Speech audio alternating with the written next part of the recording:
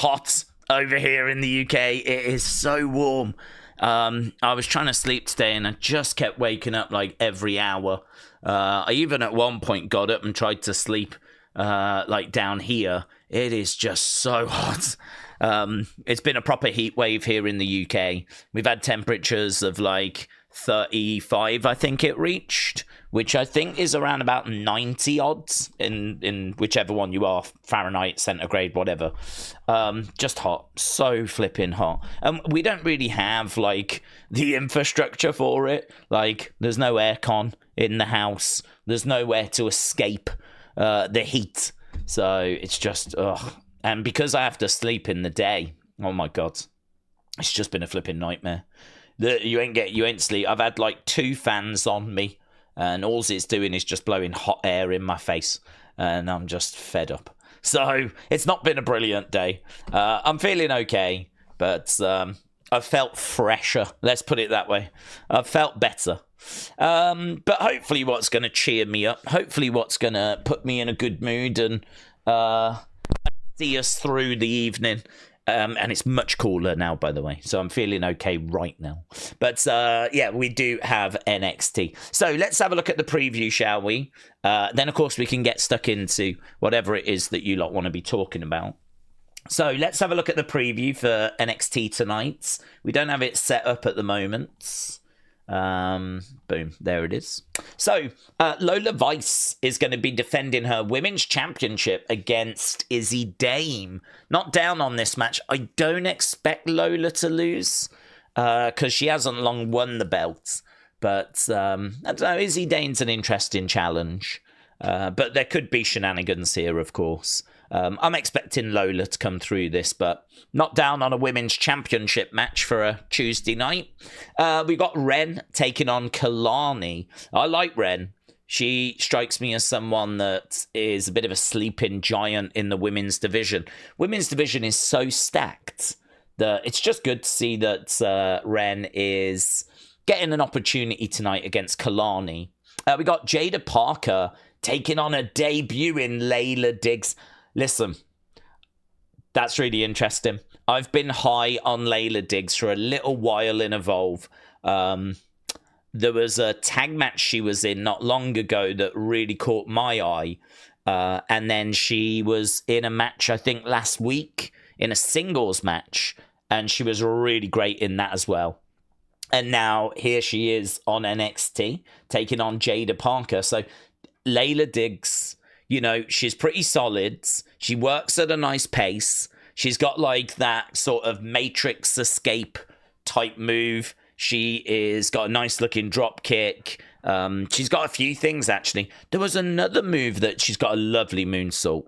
Lovely moonsault where she gets some really lovely hang time and lands it beautifully. So yeah, I'm trying to think. There was another move as well that she managed to deliver a kick coming out of. I don't know. Let's have a look. Let's have a look at her box of tricks that she's going to be bringing.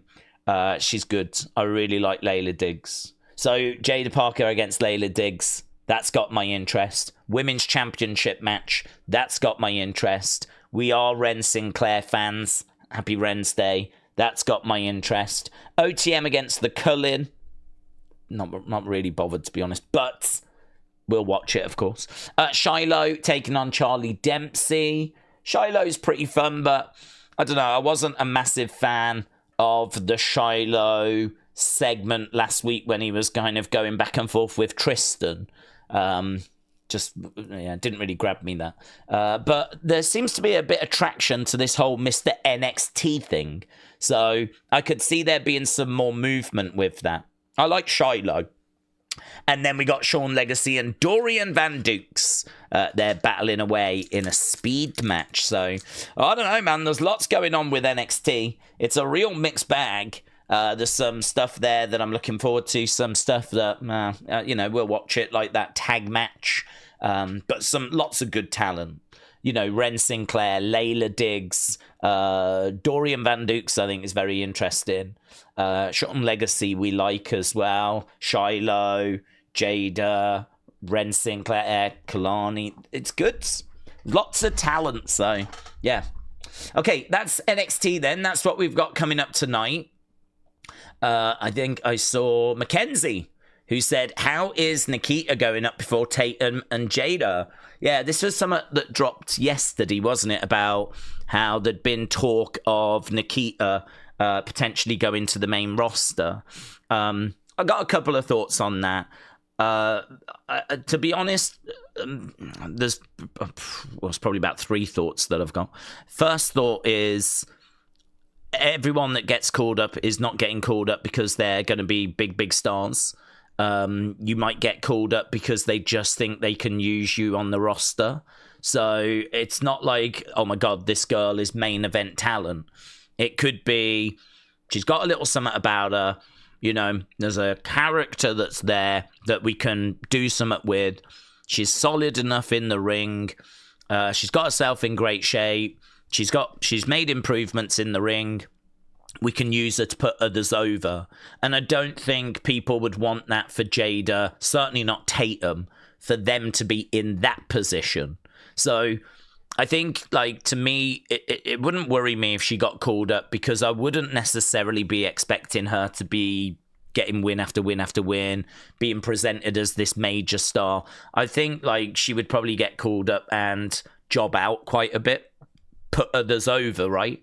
And I think they probably feel she's just a solid enough hand to do that. So that's one thing. The other thing, I think she does have an interesting character. I mean, to me, it's not a very well-defined character. It's quite an irritating character, but as a heel, it probably works. You know, she's kind of all into this chakras and, you know, or like, you know, singing answers back to people, doing TikToks, burning candles, and, you know, probably got loads of gemstones and stuff like this. Some of those things are fine, right? Those are interests that people have.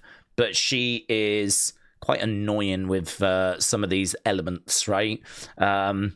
She's obviously got a bit of sass and a bit of attitude that kind of comes across. And I could totally see someone in head office going, yeah, that's a personality. That there's something there that we can work with, right? Not saying that you can't work with Tatum, but again, go back to point number 1. Not everyone is going to get used as big future champions, right? And then my third point that I would make is, I don't think it's good. I don't think this is a good thing for her. I don't think being rushed to the main roster is good. I think it normally means that you struggle and you're out your depth. I mean, look at someone like Tiffany, right? Tiffany was good. She was an NXT champion, and she had a personality and a character. She went up, she made waves, and then she kind of went a bit stale. And I don't know, I think we saw everything she had to show. And like, she stepped away for a bit and then she's come back. And I can't really say it's any better, really. I mean, I don't know about you, but I mean, she still comes to the ring. She still says, what time is it? Tiffy time. She still will just have matches like I've been seeing. I can't really tell you that there's really anything that gets me too excited about Tiffany Stratton. And she was used a hell of a lot better than what Nikita has been. So I don't think it's good to rush people up to the main roster.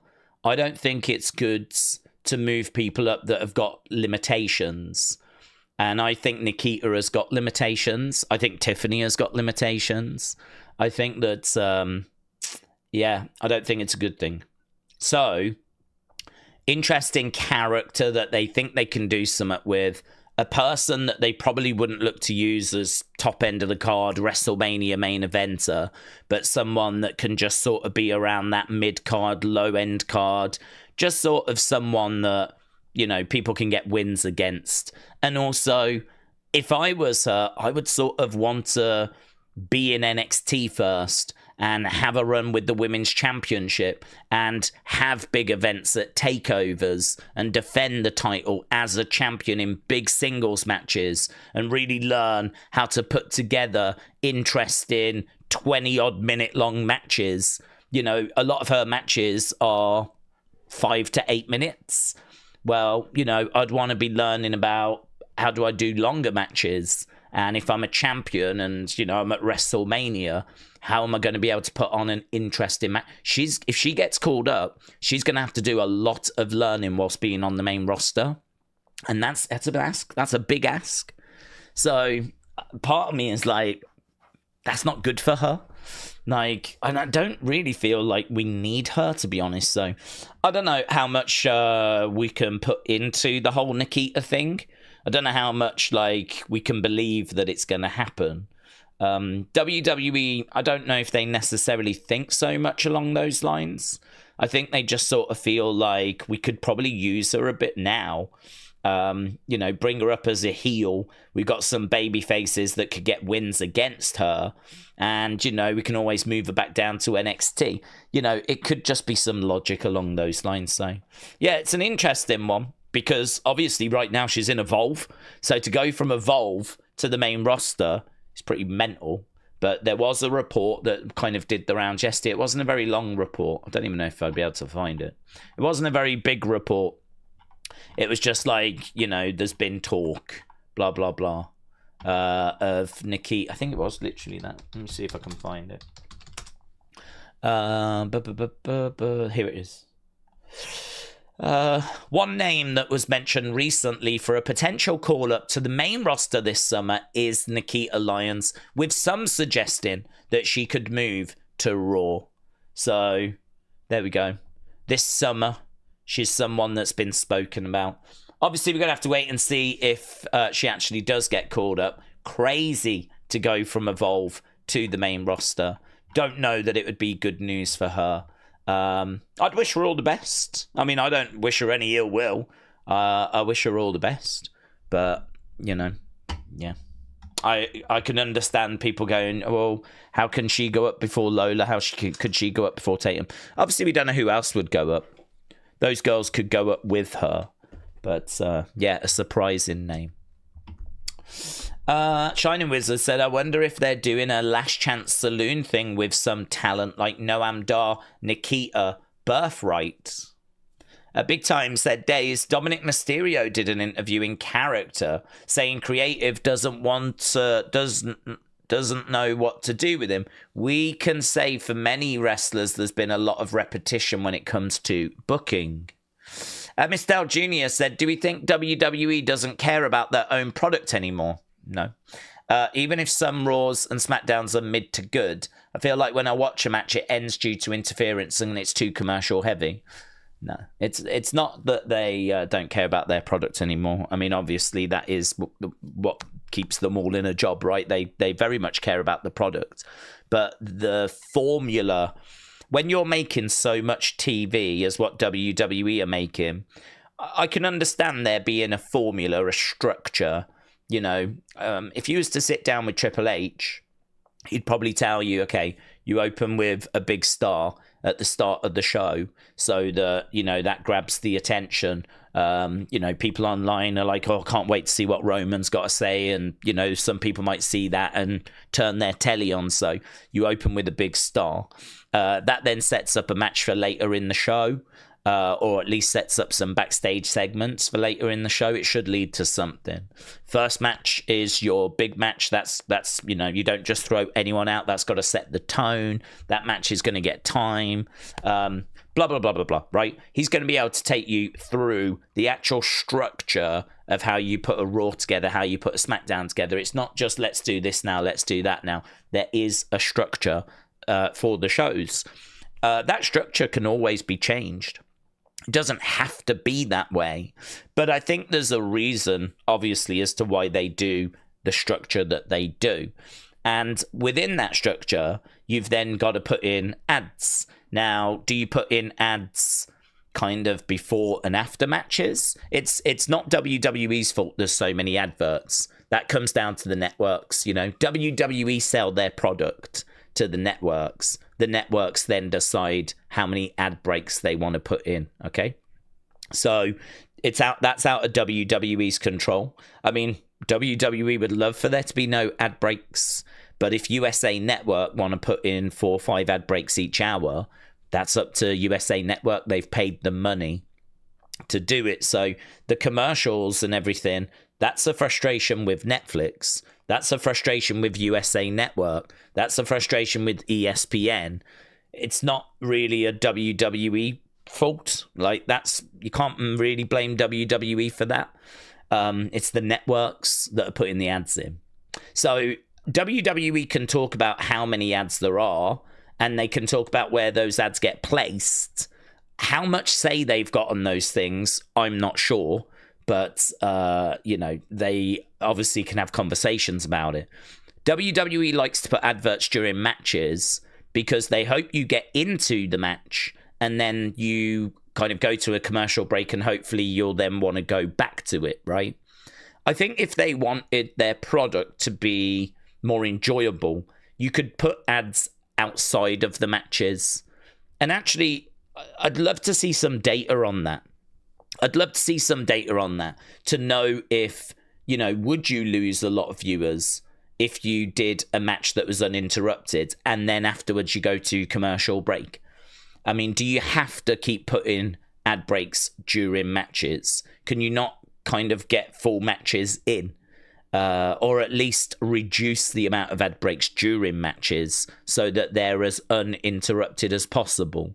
That is a good question for someone at WWE. I think the answer that you would get back is that, the data tells them that this is the best way of getting people to not tune out. If you start watching a match and get invested in it, then you're probably going to stay with the show rather than change the channel.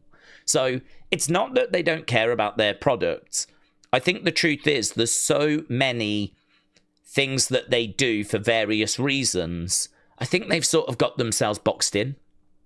I think they don't really give themselves much wiggle room, Like, we have to put the ads here. We have to start with a big promo that leads to this. First match is always going to be this.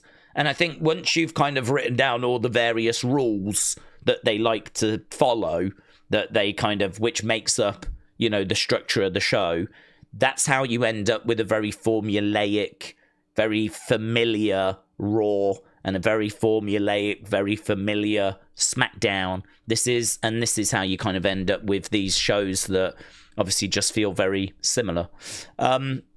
I think that there are definitely things they can do to improve. I think they are looking at that as well. We've said that they need more house shows because the chemistry in ring doesn't feel right, and the wrestlers have said that. And actually WWE has agreed, and we are now seeing some more house shows. They spoke about it and said that they're going to focus on the younger talent and try and find a way of the younger talent really, kicking on and being able to try some things. So that's going to be interesting. I think that's good. I think that there has been a bit of pressure on the creative teams because I was watching Raw yesterday and I did enjoy it and I gave it a good score, 7 to 7.25. And the things I would point to would be things like Street Profits and Seth Rollins and that kind of narrative about how there's been a resistance there, but actually now they're starting to come onto the same page, and I kind of like that. I've enjoyed that. It gave us a Seth Montez match, which I did say in my breakdown could have been better, but I think the reason why it wasn't was because you can't just turn it on. If you're Montez, you can't just go out and have a banging singles match if you've not been having singles matches. And even the Street Profits haven't been having that many matches. There's all these factors that kind of come into play, which, if you're WWE, you'd love to just go Seth Rollins versus Montez, and then it's just a banger. It's just a guaranteed banger. But life just doesn't work that way. You can't just, it's not a tap that you can turn on and off. Like, they've got to work together, find a rhythm, find some chemistry, probably on house shows, and then they go on TV and they can deliver, a really great match. But to just get Montez out of the Street Profits, chuck him in a singles match with Seth, you're going to end up with what we ended up with, which is a really, really good match. Like low-end great, high-end good, probably low-end great. But as I was trying to say in my breakdown yesterday, given the right preparation, that would be even better. If you went into it going, here we go, man, this is gonna be a match of the year, this is gonna cook, and then you watch that match and you're like, yeah, it was okay, didn't quite reach the level I wanted, I think there's good reasons for that. I think that match can be better if it was at a PLE and we gave it the proper kind of build time that it needed. They worked on their chemistry. We gave Montez some singles matches so that he could work a few things out, like just dropping them in like that. So it's not that WWE hate their product or anything. I do just think there's a lot of challenges.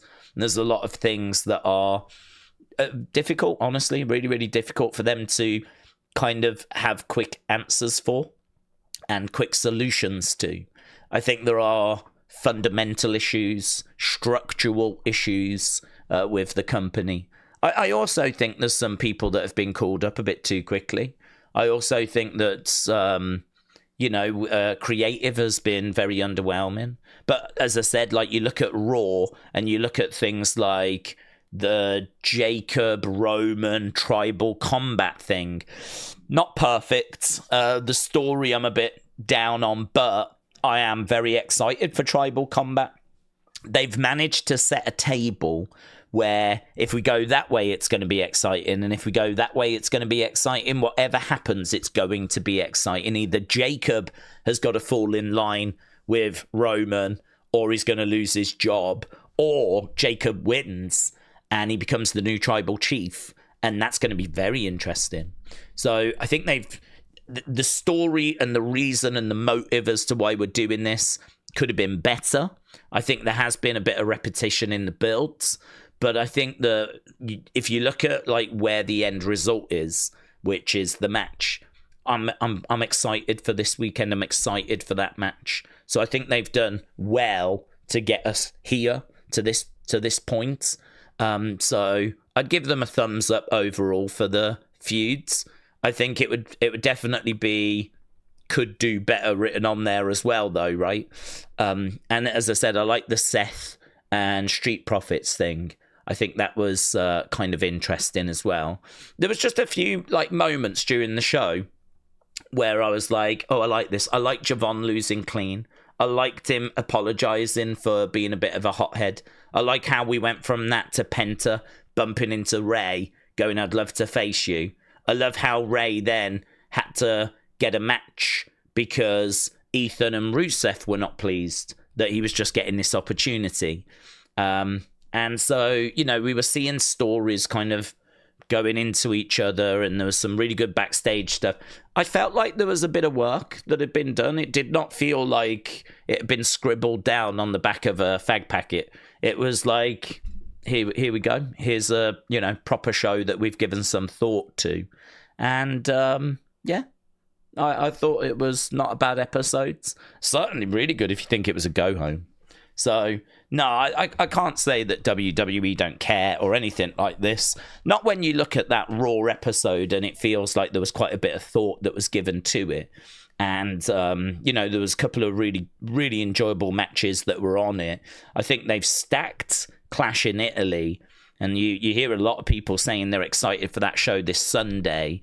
So, yeah, I think there are definitely reasons for frustration. And we've covered them and spoke about them so many times. And I don't want to just sit here and be like a WWE fanboy because, well, I'm not. I mean, I'm very realistic. We've been very critical throughout 2025 going into 2026. But coming off of yesterday's Raw, which I thought was one of the stronger episodes of the year, looking ahead at Clash in Italy that I genuinely think looks like it's a stacked cards, there does feel to be a few green shoots around at the moment. So, yeah, I'm feeling okay about where we are. I mean, I'm not feeling brilliant about SmackDown, but I'm feeling okay about where we are. Big Time said Nikki might be unfortunately just like a warm body for main event, like a Grayson Waller, just to fill out the depth issue. There's currently 11 women on Raw, 2 of which are Ivy and Maxine. Yeah, I agree. I agree. I think that I was surprised when I saw the news, obviously. And so your brain goes, okay, let's make sense of this. Why would they call her up from Evolve? Well, I mean, it could be that Triple H has seen something that Shawn hasn't, because Shawn is not using her very much on NXT. So, I mean, there is always the chance that Triple H really likes her. Shawn doesn't quite see it. But equally, it's just as much a chance that she's, you know, got a character. She's solid enough in the ring where she can get through a TV match. And she's a heel that, you know, might actually wind up some fans. And it'll be a good person for a babyface to get a win over. So, I don't know. It's not like every call-up is going to go on to be a WrestleMania main eventer. So it could be that there's something to that. But I don't wish her any ill will. I don't have any issue with Nikita. She was not someone who I enjoyed when she was on NXT, but her work in Evolve has got better. I am enjoying her more in Evolve. She's still annoying. I still find her annoying. I think that character is meant to be annoying. So we'll have to see. I don't know if she does finally get called up or not, but yeah, it was interesting. It was interesting news. They're doing good things with Ethan, said Shining Wizards. He was always going to get over, in my opinion. Shao says, what can we see? Higher-ups don't give a damn. They are worried is giving evidence soon to a shareholders court case. Well, that's above WWE. So, you know, shareholders court case is all to do with Vince and the shareholders at the time. That's not something that, you know, I think Triple H is really too focused on. I think for him, obviously, he's focused on creative and he's focused on trying to put on as good a show as possible. You got to remember, though, that a good show is different for a lot of people. So we're looking for certain things because we're all certain ages, various ages. I can't imagine there's too many of us here that are 15 or below, right? But we do cater to that crowd as well, right? So you've got all these various ages. You've got guys, you got girls, you got young, you got olds, and obviously we're all looking for slightly different things, and it's hard. I mean, it's really hard. The truth is, there is no kind of one show that I think is going to satisfy absolutely everyone. I think we can all agree that if you can have matches that are really entertaining, that really keep you on the edge of the seats, back and forth, it's a real battle, that's a good thing, right? That's going to tick a box for pretty much everybody. If your promos further the story, got a couple of nice lines in there, that's obviously a good thing. If your show can have a bit of an OMG moment, you know, again, I would just say, what's the thumbnail for this show, right? What am I going to put as the thumbnail? What's the big moment from the show? That's what I look for. I need that for a thumbnail. I need that for a title, right? It doesn't have to be a return or anything. I mean, obviously that's great if it is, but you know, a heel turn or what do I go with? So I would say that was probably missing yesterday on Raw. I had to just go with, you know, Roman and Jacob are locked in. That was it, really. So, you know, there are definitely things that you can do that I think would have universal appeal. But you can't avoid the fact that if someone loses, you're going to upset a load of people. If someone wins, you're going to upset a load of people, you know. Back in the day, if John Cena was to win or look good, there'd be a load of people upset about it because they didn't like John Cena. So, you know, you go that way, you please some people, but you upset others. Go that way, it's the reverse. It's hard to kind of satisfy absolutely everybody. Yes, they can do a lot better than what they're doing now, because I would say we don't have a load of great matches. I'd say there's a lot of talent that's just twiddling its thumbs. I would say SmackDown has absolutely dropped the ball. The plates are not spinning on SmackDown. I do think Raw is doing a better job, though. I think a lot of people would agree with that. I do feel like Raw is consistently been the better of the two brands. I don't know what it's going to take to fix SmackDown. If I'm Triple H, I'm really looking at that SmackDown creative team, and trying to figure out who the Deadwood is, and I'm trying to think who the replacement should be, because clearly there's been some improvement with Raw. But yeah, you look at adverts, that's the networks. You look at the ticket prices, that's TKO. You look at the sponsorships, that's TKO. I mean, have a pop at TKO, have a pop at the networks.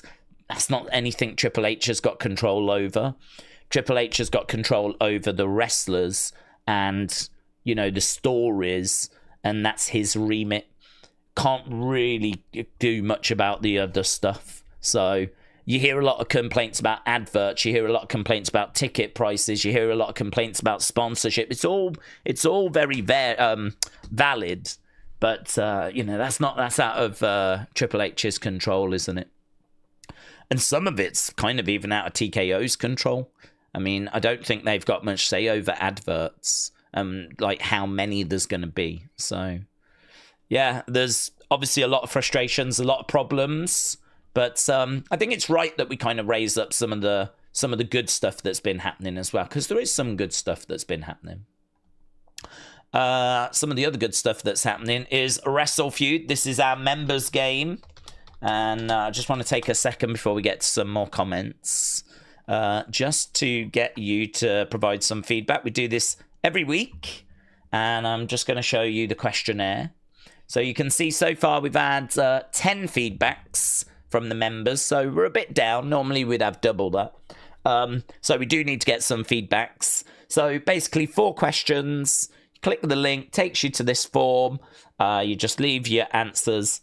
Done. We've been doing it months and months and months. So the questions this time are: what is the best ever SummerSlam match? What is the best ever SummerSlam match? Right? Lots to choose from. I'm very interested to see what people answer that with. I like this one. What country should next year's Clash pay-per-view be held at? Right? The PLE. So this year it's in Italy. We've done it in Wales. We've done it in Scotland. I think, did we do it in France? Can't remember if we did. Did we do it in Germany as well? That was Bash in Berlin, wasn't it? But where would you do Clash? What country would you do Clash next year? This year it's in Italy, but what country would you do it in next year? What's the best ever Brock Lesnar match? What do you think is the best Brock match? He hasn't had loads and loads and loads. Not like John Cena. Obviously, Brock didn't really do house shows, wasn't around all the time. But he's had plenty of PLE matches, lots of WrestleMania, SummerSlam, blah, blah, blah. What do you think is the best ever Brock match? And I like this. This is what we were just talking about. What do you think is the worst thing about WWE in 2026? Obviously, there's sponsorships, and there's adverts, and there's creative. There's maybe talent being underutilized, lots of different things. Might even be the theme music. That might be a real frustration for you.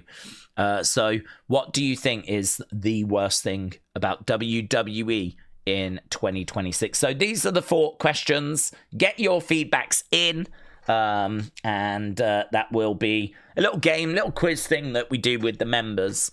I might start putting... I don't know, actually. I might start, like, opening them up a little bit so that people can start viewing the older ones. So maybe the members get access to the newer ones, and then people can watch the older ones, because they're really good, really fun. Really, really good. So we'll have a look at opening them up potentially. So nice. Okay.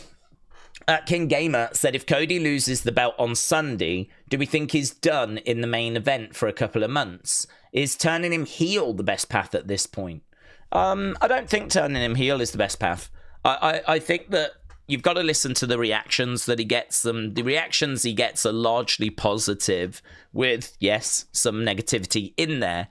As you get closer to bigger shows like WrestleMania and SummerSlam, you'll probably hear that negativity increase. The reason for that is because the IWC, that kind of older male demo, they have kind of had enough of Cody. They're ready for, something new. Cody's had his time. They find his promos to be quite bland, his stories to be quite bland. And they're just ready for something else. I think with that demo, you can make an argument for a heel turn. But listen to the reactions when he comes out from the live crowd. He gets really good reactions, good pops. The crowd are with him. It's the normal crowds where you've got a good mix of like casual fans in there. They're still with him, and his merch sales are still really strong. So I think WWE obviously have a lot more data than what we do. You could probably look on Twitter and see lots of kind of anti-Cody sentiments, but you're only seeing like a percentage of the wrestling community. Obviously, WWE get a much fuller picture globally.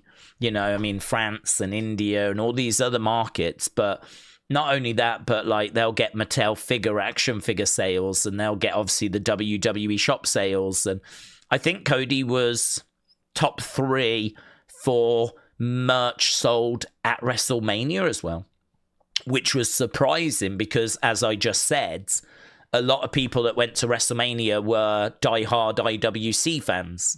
And actually the reactions Cody gets at WrestleMania are more negative than what you would see on a normal weekly show. But yet, even in stadium, people were still buying his merch, which you go, how does that work? Right? So it's very, I think it's more complicated than people think. People just see a lot of backlash online and think, oh, he's done, let's turn him heel. But I think it's more complex than that. For me personally, I would be keeping an eye on those reactions. I'd be keeping an eye on those numbers. But if I can keep him babyface, I'd be trying to do it, because that heel card you just keep in your back pocket, there'll come a time where you're going to need it. There'll come a time where the stories lines up and you can do something really good with it. I wouldn't want to be pressured into it personally. I'd want to play that card when I want to play it. I would want to keep that in my back pocket and play it when I think it's the right time. If you look at Sammy right now, he gets booed out the building everywhere he goes. The reactions for Sammy are undeniable, right? To me, I'm not aware of him being a top merch seller. I think he's in a very, very different situation. So I think Sammy is someone that you'd be like, yeah, I think we got to do something. At the moment, he's just getting booed out the building. Right now, he's kind of going with this ride or die thing. But we saw, didn't we, last week on SmackDown, him walk away from Cody. And so they are kind of really leaning into these reactions, because now you've got a situation where he's not just helping his friend. Now we're kind of doing a bit of is that a heel turn? I spoke on it and I was like, I think they're going to turn around and make out it wasn't. I think they're going to turn around and make out that he was trying to help Cody get Gunther off of him. And Cody then capitalized.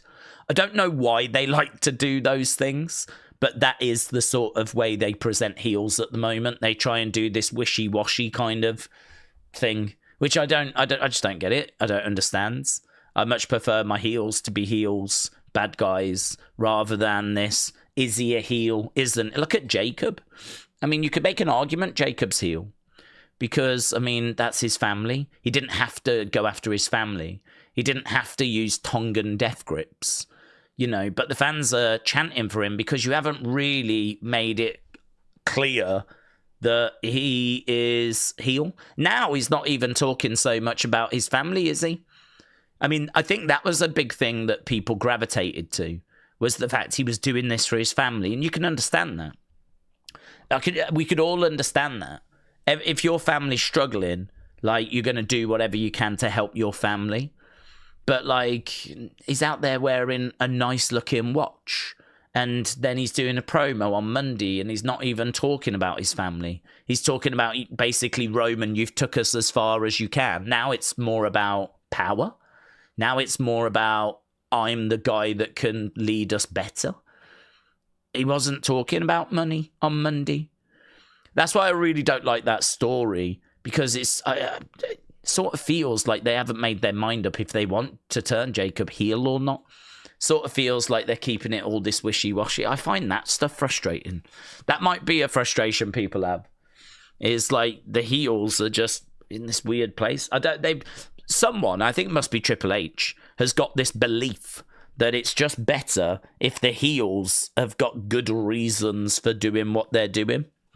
I think he is under the impression it makes them more interesting and more complex characters. I just think it divides the crowd. I just think the crowd just don't know who to go with. Some people go this way, some people go that way. Sort of just makes it all a bit messy. And you're kind of seeing that with this Roman feud at the moment. Like, it feels a little bit babyface. But when you sit down and actually look at Jacob right now, you could make the argument that he's acting quite heelish. You might be able to make an argument Roman's acting a bit heelish as well, saying that, when I beat you, you're going to, acknowledge me and all this. I mean, you could make an argument that he's acting a little heelish. It's just a bit it's just messy, isn't it? It's just wishy-washy. So, I don't know. Like, for me, that's Triple H's style. And I could see Sammy being treated the same, where they don't want to just pull the trigger and turn him outright heel. I could see it being a case that Sammy's going to come out on Friday and say that he was trying to help Cody. But we'll have to see that. I mean, obviously, we're getting ahead of ourselves a little bit. So, to go back to Cody, would I turn him heel? I'd keep it in my back pocket. And I would just put him into some better feuds, which they've done, actually. I think him against Gunther is a clear babyface heel dynamic. The fans don't like Gunther. Booing him because he tapped out John. Booing him because he retired AJ Styles. And so this is a much, much better dynamic for Cody. So I'd want to dig into that a bit more, I'd want to dig into, this is Cody getting a proper heel to work with, a real heel. And someone that generates heat that the fans don't like. And that's quite exciting if you think that, Cody's had to face a lot of these kind of wishy-washy heels, like Drew. So this is quite exciting. So let's see where the whole Gunther-Cody thing goes. Is it going to be one and done? Or could it be that Cody retains by the skin of his teeth? Gunther gets a rematch. Could it be that Cody Gunther's kind of locked in till SummerSlam? Could it be that Cody gets... I do think the match being early at Clash is good for Cody. As we said, Cody's a big name. It's the WWE Championship. We have seen world titles change hands early. I think back to WrestleMania, where it was a case of Drew getting the belt from Seth, and then we had the cash-in of Damian. That was the World Heavyweight Championship on, obviously, a very stacked WrestleMania cards. It wasn't the WWE Championship. It wasn't Cody either. I think this was the match I was kind of looking at as being the main event, actually, because Cody had been on the poster. Gunther is from Europe. I kind of felt like Gunther could get the belt as well and ending the show with the Ring General holding up the title. Just sort of felt like I could see that being how the show ends. With this match moving now to the first hour, being potentially the first match on the show, it does cast a bit more doubt in my mind that they're going to put the belt on Gunther straight away. So it could be that this leads to a feud. Billy said Roman is presented as a face, but cheats with interference to win. Jacob is presented as a face, but has got some lunatic qualities. Sammy is a heel for killing a gingerbread man. Honestly, Billy, I say these things sometimes and people think that I've lost my mind, whatever. But I really would tidy all of that stuff up. I don't think it helps. I don't think that you are building really satisfying heels and really satisfying baby faces. I'm a big believer in kind of the old ways. The old ways worked. The old ways were good. There was no issue that I was aware of with the old ways of, having your heels berate the crowds and, just wanting to kind of be out for themselves, and the baby faces, signing the autographs and being the good guys that you rooted for. I mean, I don't feel like that's become outdated. I mean, that is just what wrestling is built on, baby faces and heels. Of course, people can change their minds on people And so people can go from being a babyface to becoming a heel. But it's interesting, isn't it, how you see Sami getting booed. I mean, clearly the fans have decided Sami is now a heel and they are going to boo him. So, I mean, heels and babyfaces are still a thing because people love Roman and they love to acknowledge him. Roman's a babyface. And people, you know, love to boo Logan Paul and they love to boo Sami Zayn. And so you look at the reactions they're getting heat with the crowds. That says to me they're heels. So you sort of look at the crowd reactions, really. You know, LA Knight, massive babyface. Getting great response. Obafemi, massive babyface. Gunther, big heel, right? You can kind of go down. Jade Cargill, heel. Rhea Ripley, babyface. The idea that heels and babyfaces are like no more or something like this, oh, that's, you know, that's an old way of looking at wrestling. No, this is what wrestling is. You know, the good guy that you root for against the bad guy that you hate. And it's just become really wishy-washy. It is. I don't know why Triple H feels this way. There must be a reason for it. I don't know if it's a frustration he had from his career where he was being asked to do stuff just because he was the bad guy. I saw an interview with him where he was like, sometimes heels do stuff and it's a bit like tying someone to the railway tracks and twiddling your moustache. Like, why are you doing that? What's the point what's the motivator? Are you just doing that because you're evil, right? And I think this is like something that has bothered him. And so now he's trying to justify the actions of the heels. But the problem is that if you do that, people can understand and sympathize, and they're no longer heels. And we saw that with Kevin Owens, and we saw it with Drew McIntyre.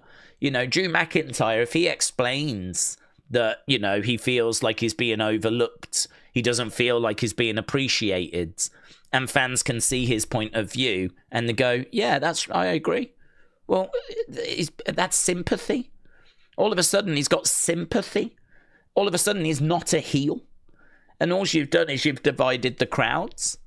So by explaining why the heels are doing what they're doing, you're stopping them from being heels. So if he genuinely believes that's an issue, and he genuinely believes that heels should explain their actions and don't just... That's fine. I don't have a problem with that. But the explanation should irritate the fans.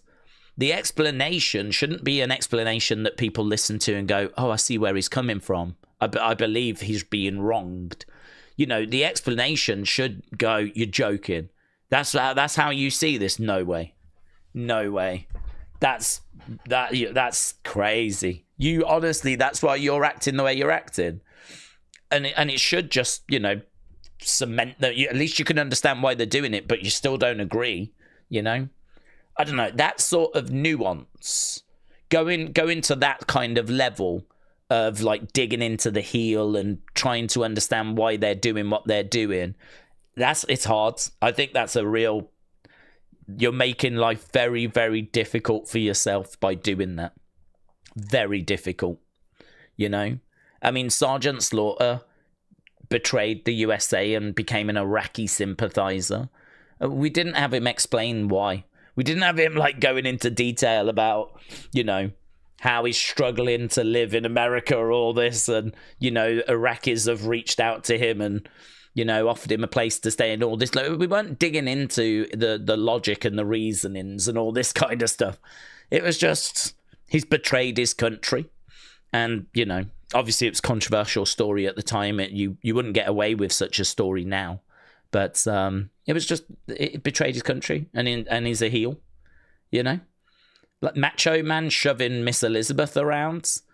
Again, you know, awful. You don't do that to a woman. Shoving her around, yelling at her, telling her to go to the back and all this. I mean, immediately you've just got everyone irate. Again, we don't dig into why he's doing it and all this kind of stuff. So, I don't know. I do find that to be a big frustration with the current booking. It does, I think, actually cause issues with quite a few stories whereby Just let them be heels, let them be hated, let them do some stuff where we don't necessarily need explanations. They're just bad people. There are bad people in the world. There are bad people in the world that do bad things. I don't really care what their reasons are for doing those bad things. They've done bad things. And so, murderers and, all this kind of stuff. Like, there are bad people in the world. So I think that's obviously a conversation we touch on a few times, which is quite interesting, because I would say that's a bit of a flaw in Triple H's booking that I think could be changed and tidied up.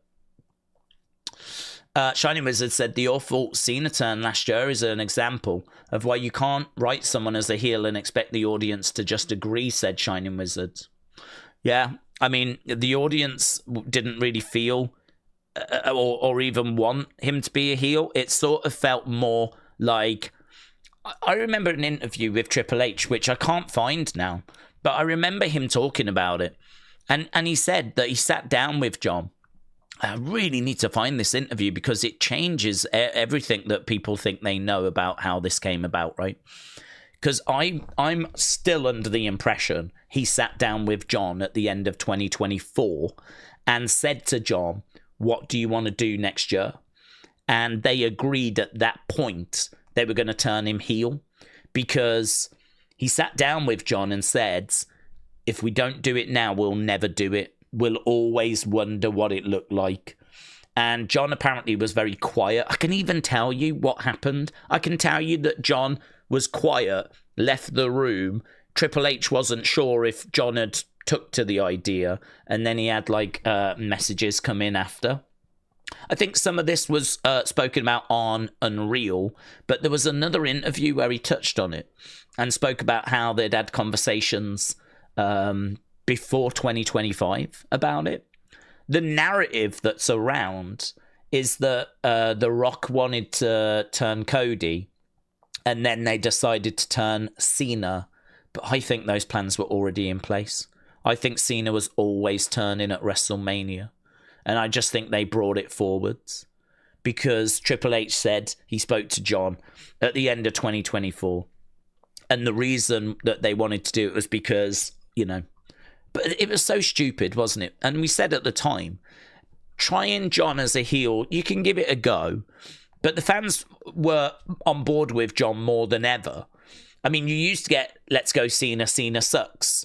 Because we don't see much of Cena anymore, that just stopped. Now it was just babies being thrown in the air, mass celebration, everyone really excited. Because we don't see Cena all the time. He's not Super Cena anymore. Guy flipping lost to Theory at WrestleMania. Lost to Roman Reigns at SummerSlam. This isn't a John that's coming in and, trying to put himself over. This is a John that's just trying to come in and give, someone a big match at WrestleMania or SummerSlam. And, as a result, he's no threat. And it's John that a lot of people have grown up watching and have got a lot of love for, and we don't see him very often. So actually, John was, over more than ever. So now was a really weird time to try it. Add in the fact it was the last year where people are buying tickets to say, oh my God, John, thank you for everything. I've loved watching you. Enjoy your retirement. There ain't no one buying a ticket to go and see John Cena in that final year that wants to go and boo him. It's mental. It was mental. I mean, again, the thought process of that is listen, that boat has sailed.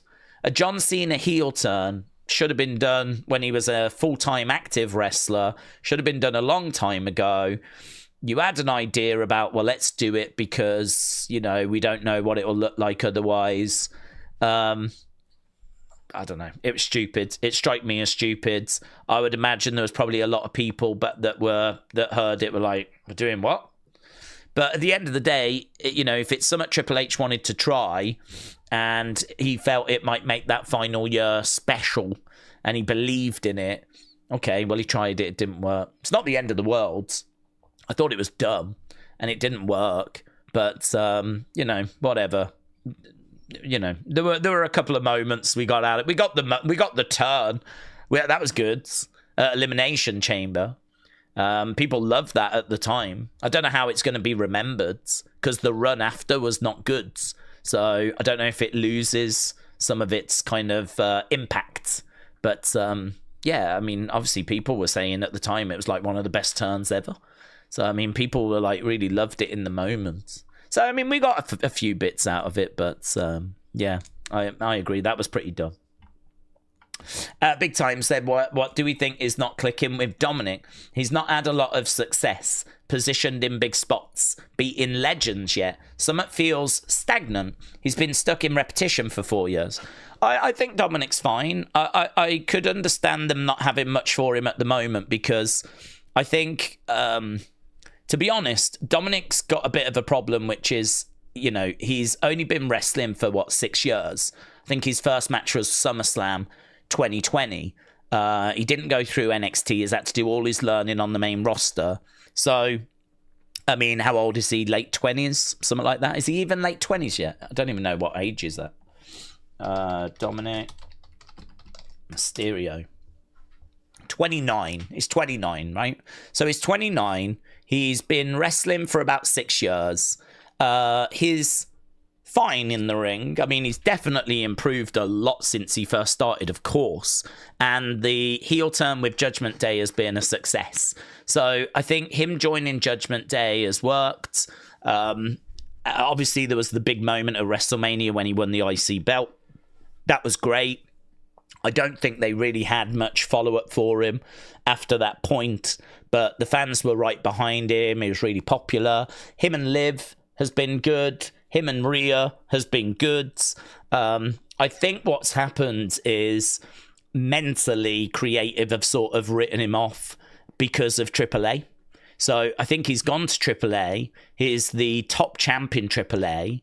He gets to have some matches in AAA as a result as being their top champion.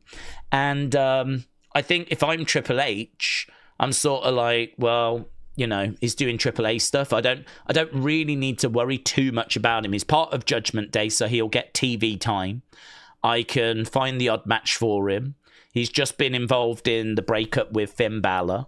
And yeah, I mean, obviously that led to a match at WrestleMania. So, I mean, we've been doing this tease of him and Finn for a long time. It led to a thing at WrestleMania. I think that probably because of a lack of TV time, I don't know why they've sort of abandoned that story. But, I mean, we did do JD Finn the other day. Does sort of feel like creatively we could have done a bit more of a story here. I suppose part of the issue is that it was so stop-start. It kind of felt like we should have pulled the trigger ages ago. That I don't know why they're not giving him. I think by and large, I feel like everything's okay. I don't feel like there's a massive problem. I feel like for his skill set, he's done really well. I mean, he's the current AAA champion. He won the IC belt not long ago. He was involved in a big split up with Finn Balor, which led to a WrestleMania match. I mean, honestly, Triple H can only set the table. It's up to Dominic to walk the walk. I mean, that match with Finn, it was okay, but I don't think Dominic's like an amazing in-ring talent. I feel like he's a pretty good promo. I think, you know, he's got a few lines, he's deadbeat dad and all this, you know, he can kind of throw a bit of shade at people. He's not CM Punk or anything like that on the microphone, but he's okay. He can get through a promo fine. He can get through a match fine. He's got the Mysterio name, which does about a lot of heavy lifting for him. But actually, if you look at the in-ring quality of Dominic, yeah, I mean, we ain't talking about someone that's consistently delivering 4-star plus bangers. You know, this is someone that's just fine, that's got a good look, because obviously he's got the mullet, the moustache, he's leaned into the Eddie thing. He's got the Mysterio name, and they've got a lot of mileage out of him, considering that he's only started wrestling 6 years ago. So I could understand him having some frustrations about where he is now, But again, if you just zoom out a little bit, I think you could say, you know, he's featured on a lot of PLEs. He was a tag champ with his dads. He joined Judgment Day, did a heel turn, was involved in one of the biggest stories in 2024, which was the whole Rhea Liv betraying Mommy, joining up with Liv. I mean, that was huge. Then, of course, he in 2025 has won the AAA championship. We teased the issues with Finn. Then, obviously, that split this year. And now he finds himself as the AAA champion. There's not much going on for him on Raw or SmackDown. I don't know why we've not done more with the Finn Balor thing. I think some segments where we could have some home truths. Some segments where we could actually dig into their relationship and actually, you know, do some. We could maybe get something out of that.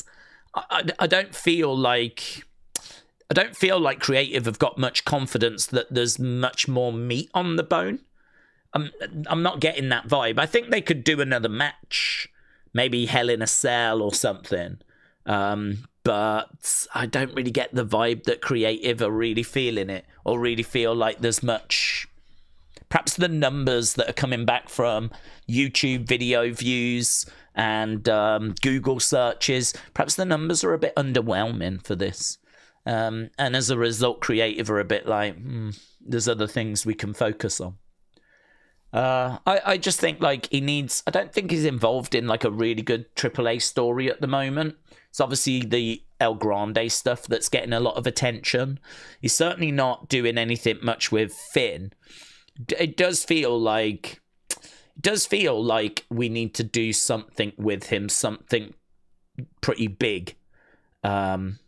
Whether creative have got anything planned once we get past Italy, I'm not sure. But yeah, I suppose I could understand there being a bit of frustration there. But I don't really see it as being like anything out of the ordinary. I think like he's still obviously developing and learning and getting experience and improving. Massively hurt. Someone that's massively hurt by the lack of house shows. You know, for him at his age, still in his 20s, only wrestling for 6 years, the lack of house shows for him right now is a big problem. You know, he's someone that could be ever improving and using those house shows to hone his skills and try a few things, and he's missing out on all of that. So Dominic is someone I think that would really, you know, get a lot out of the house shows coming back. So he'll be fine. I really don't have a concern for him. I mean, I can't see him getting released. He's got a good connection with the crowd. He's shown himself to be a steady hand. You can put him in a tag team, in a faction. He can be the champion in like AAA. He can be the Intercontinental champion. Although that run needed to be better. But yeah, age 29 is okay. Do we think whoever loses their mask on Saturday, said Carr, will stay in AAA? Maybe give Mini Vikingo a chance against Dom. Yeah, I'd take that match. Mini Vikingo was very impressive, wasn't he? I'd take that match. Mini Vikingo feud with Dom could be excellent. Yeah, I'd be down for that. Do I think whoever loses their mask will stay? I think it's going to be Chad's. Because I think El Grande Kaiser is so over, you'd sort of be a bit stupid to mess around with that right now. So Chad masks. And, you know, I think you've got a monster heel there. I think Chad's heat is not reliant on the mask. It's more his actions. And, yeah, I think you'd be stupid to take him away from AAA, even if you take the mask off. Because it's not like once the mask's off, that's it, you know. The character's completely dead. He can still be El Grande Americano without the mask, OG version.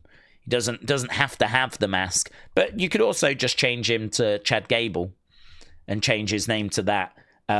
Make him wear like all black gear, give him a dark theme, have him come down. I mean, he's still going to be a monster heel in AAA. So no, I personally wouldn't get rid of whoever loses their mask. I, of course, expect that to be Chad Gable. Flamefist said, Days, there are speculations about WWE pulling the trigger on Jacob at Clash. FTR might return soon. Oh, I'd love it if FTR returned. That'd be brilliant. That'd be great. Blame it on the rain that was falling. Blame it on the stars, says King Yeti. King Yeti, shout out to you, buds. Hope you're doing well. Let's try and catch up with some of these comments. Big time. What do you think? Oh, okay, we spoke about that. Dominic, we covered. Hello, Wrestle with Andy. Days, they're doing a new Batman film in Glasgow. And they can't wait for that. Batman getting out the Batmobile and having a can of Iron Brew. Let's go. I applied to be an extra. Oh, okay. Look for me in the background. I might even have a day's head and lose it in Gotham. You would as well. You would lose it in Gotham. Oh, that's crazy. Oh, I'd love for you to be an extra in that film. Oh my God, that would be so good. Would you be like a lady of the night or something? I don't know. I think that's how I would cast you. I think I'd have you in suspenders, little dress, pop you on the corner. Yeah. Oh, very good. Very good. Yeah, I like that. You'll have to let me know, obviously, if you get the gig. I don't drink and drive, says William. That's a surprise. That is actually a surprise. I think we all thought William did a bit of drinking and driving. Days, if Money in the Bank's in September, yep, and not July, then what pay-per-view will be in July? Maybe Taboo Tuesday? Well, no, I mean, we've got Night of Champions in June, I think it is. And now they're talking about King and Queen of the Ring. So I think it looks like we're doing Clash in Italy at the end of May. Then we've got Night of Champions at the end of June. They haven't said when King and Queen of the Ring is, but I'd imagine that's going to be July. And then right at the very beginning of August, we've got SummerSlam. So, yeah, we've got another Saturday night's main event as well. I think that might be July. So that's another one we need to try and fit in somewhere. So I think the summer program is pretty stacked. I mean, really, you only need one PLE a month. And so, yeah, we've got Clash, Night of Champions, King and Queen of the Ring, SummerSlam. And then, you know, that gets us to August. Whether they'll do some at late August, don't know. Because SummerSlam is like the 1st and 2nd of August. It's really early. So I don't know if there'll be some later in August. But Money in the Bank in September. World Cup as well, said David. That's true. So a lot going on in June. That's true. I mean, I don't know how much that's going to interest our American friends because we know that soccer is very limited. But, well, I don't know. I mean, the reason as to why it's happening in America and Canada and Mexico is obviously they bidded for it. But, of course, FIFA would love to see the sport grow in America. I mean, if Americans would actually embrace soccer even remotely as close as they embrace, like, basketball, or, I mean, it'll never be the NFL, but I think that FIFA are probably looking at America and thinking there's definitely room for growth here. There's definitely an opportunity to kind of get some more people engaged with, you know, this sport that the world love. And so... yeah, I mean, I'd imagine they're going to go all out. You're probably going to see a lot of adverts, a lot of promotion, a lot of hype, a lot of chat shows talk about it, morning shows talk about it, posters, billboards. Obviously, you're going to, if you're living in any of the cities, going to have to deal with the traffic and, you know, all of that stuff. So, yeah, I mean, it's going to be a massive... The eyes of the world are going to be on the World Cup. You know, as I've said before, I personally cannot wait for it to get going. I think we're just around about 2 weeks or so away. So really excited, really looking forward to it. I hope people enjoy it. It's a good point. It's a good point. I mean, it's going to get views. It's going to be disruptive. So you could also understand WWE just trying to stay out the way of those things. Shining Wizard said World Cup on the White House front lawn. He's going to lose so much money. Imagine that. Thomas said, soccer is actually growing here. Oh, that's good. Oh, well, that's good. I mean, America is so big, and NFL, I mean, that's, you know, your number one sport. That ain't ever changing. Basketball is so popular, baseball is so popular, but yeah, I think FIFA probably feel like there's a bit of room for growth for soccer, football, whatever you call it, in America. And so, yeah, I could, you know, you had the World Cup in America in '94, and you know, I think out of that, I don't know if the MLS came after that. I think it did. So, you know, I think that did have like an impact. I think they're hoping that this could just push things along a bit more again as well. To be honest, I hope you don't take to soccer, because, I mean, I've been waiting my whole life for England to win a major tournament. Last thing I need is for America to take soccer seriously. You know, already you take the women's game seriously and you know, do so well at that. If you start taking the men's game seriously, who's going to stop you? You know, you are in America a sleeping giant. I think everyone knows it as well. I mean, you look at like your basketball, your NFL, you know, the Olympics. If you was to take soccer as seriously, even just a bit more seriously, I mean, your team's okay. Your team's okay. No one's expecting your team to win the World Cup, but they'll get to the knockout rounds and they could cause some problems. Like, you know, if you drew America in America, like England had to play America in America, I would be a bit like, not overly excited for this. You know, this is going to be a bit tricky. I'd expect England to do it, but you would be a bit like, trying to beat America in America during a World Cup. I don't know, man. Host nations always just step up that bit more. It's like they find an extra 10%. So your team's all right in America.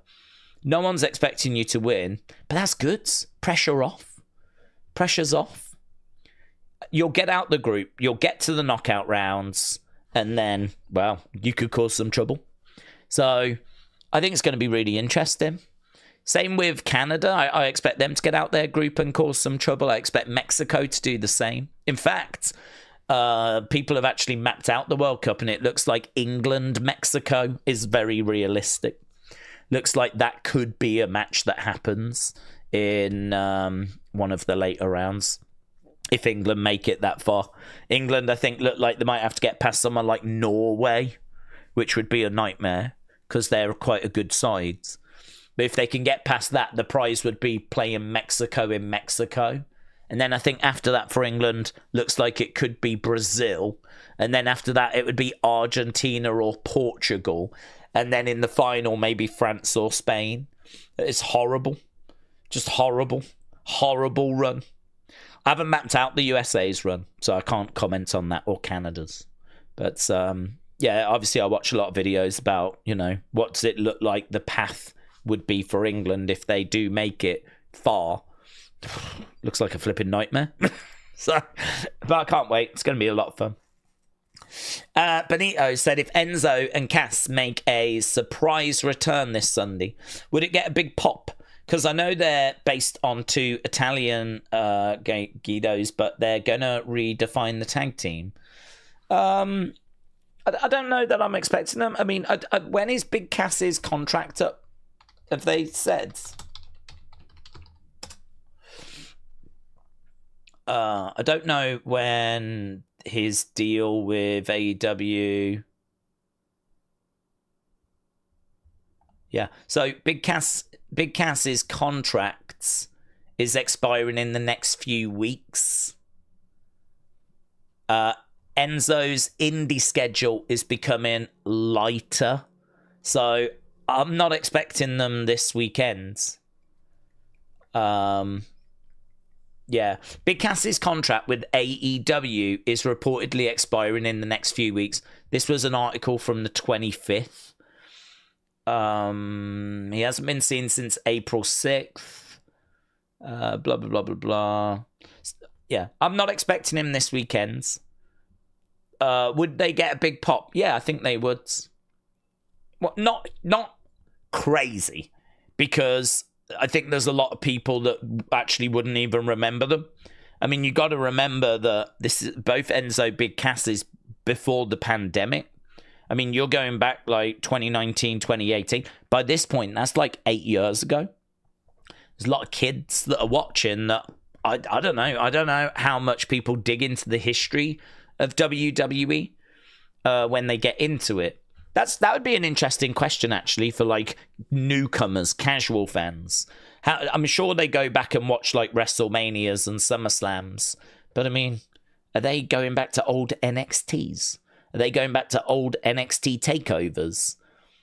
I mean, I just don't know what kind of pop Enzo Big Cass would get from kids, newer fans, anyone that's got into it since the pandemic.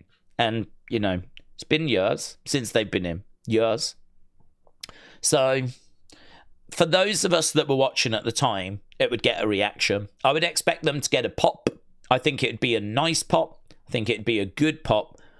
I don't think it would be huge, like everyone going crazy. I don't think it would be that. But I think it'd be a nice pop, well received, like, no way, look who's back, kind of oh, that's cool. But it wouldn't be a, oh my God, let's go. It wouldn't be anything like that. It wouldn't be that level, no. Most people are only used to what Enzo did on the main roster and what Big Cass did on the main roster. It was nowhere near as good as what they did in NXT. NXT, they were on fire.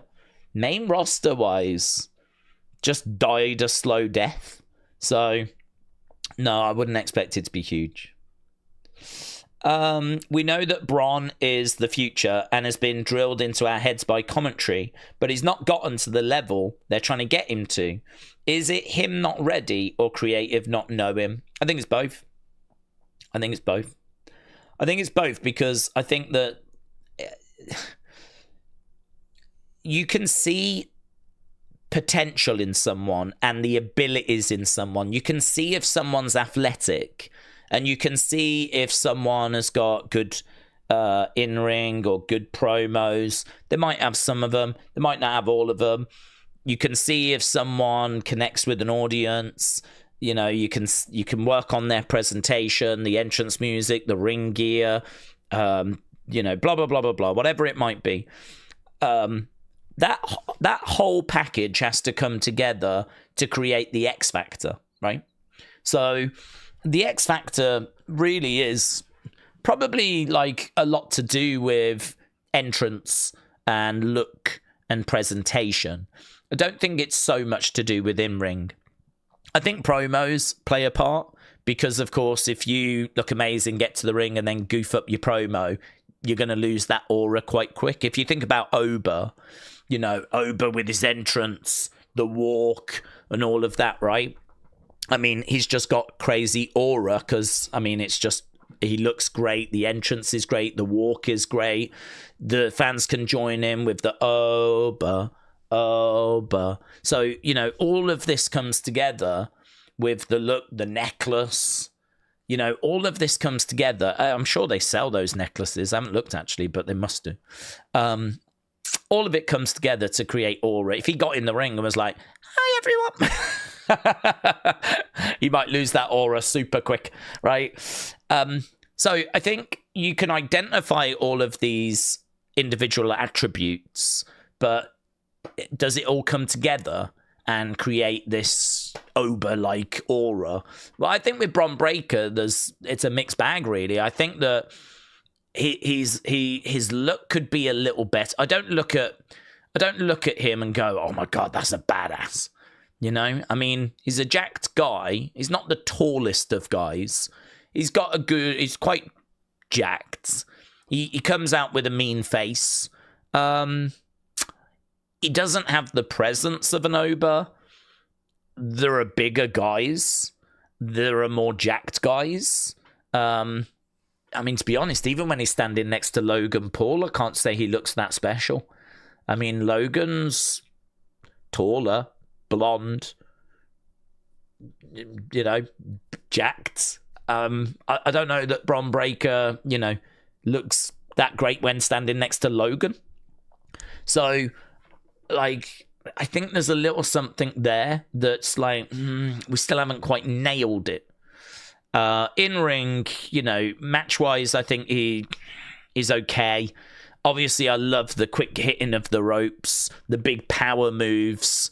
You know, the kind of screaming out to the crowd, the running around the outside of the ring, knocking people into time. Like there's elements there they've given him that work, but can he do like a consistent 4-star match? No. To me, his match quality is okay with moments, but I don't know. If there's a Bron Breakker match, I ain't excited. I'm not like, oh my god, this is going to be so good. It's not like Penta Javon, where I knew it was going to bang and it was really good.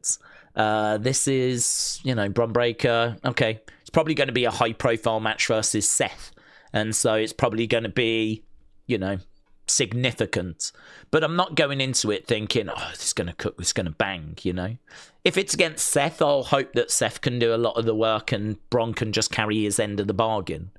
So I can't really blame creative so much, because I think there are some obstacles that we need to overcome. I think there are some limitations with Bron that to me don't feel 100% at the moment. Whether we can change and tweak the presentation to improve that, whether we can help, you know, give him a few more things in the ring, give him some new sequences, help him like watch the matches back, structure. Maybe AJ Styles could do some real intensive work with Bron Breakker, because I think that would be good and that'd be well worth it, wouldn't it? If AJ Styles was to sit down and just really work with Bron to improve that in-ring. And I mean, imagine step by step sitting down with Bron Breakker and going, right, that bit there, that's where you should have engaged the audience. Do you know what I mean? You had an opportunity there where Seth was down. You could have like really berated the crowds. That would have, you know, drawn anger out of them, and you've got them right in your pocket as you then go into that next sequence. You needed to engage them there. That selling that you do in this bit here, it's not strong enough. I don't believe that you are just really hurting and feeling the move that you just suffered. You need to be holding the ribs more, sucking in air, trying to use the ropes to climb back up. Like, you're not convincing me that you're hurting in that moment. And as a result, I don't feel like you're in peril. I don't feel like you're on the verge of losing, and that's how I should feel in that moment. I mean, this is the art of professional wrestling, and it is an art because there are skills that you need, and there is timing, and there are all these different elements. And, you know, if you sat down with AJ, who's going to know better than anyone, kind of, you know, the bits that are lacking and the bits that, you know, need to be working on, listen, that might really help him. That might really help. So I think that's, you know, there are lots of things that you could kind of do to improve. There's obviously some experience that he needs. We can talk about the lack of house shows again. Equally, you can point to creative, though, and you can say, what are we doing? I mean, I know it's been rough. I know there's been injuries. I know he's only just recently come back, and of course he's gone after Seth.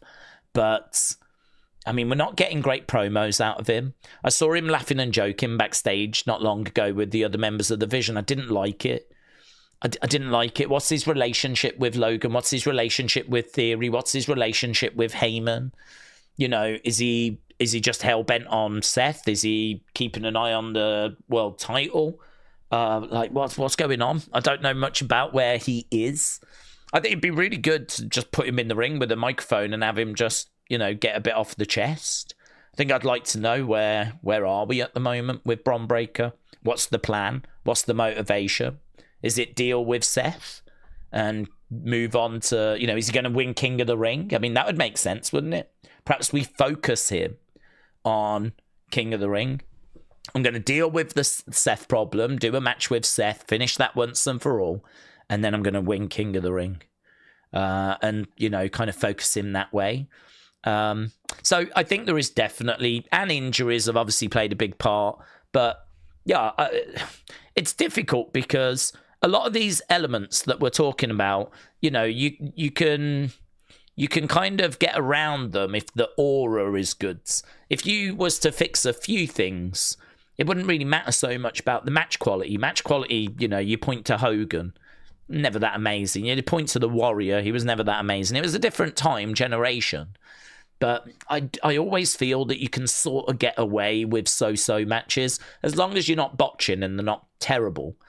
I sort of feel like WWE are quite good at putting, from the producers, are quite good at putting together matches that are just fine. And, you know, they're 3-7-5 type matches. And they're fine. And they do a job. And fine.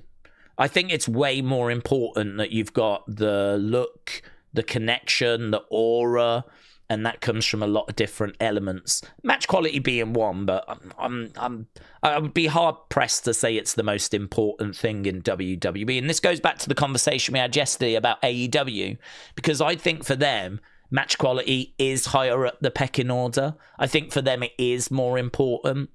I think in WWE, the WWE style is more, we want to make stars.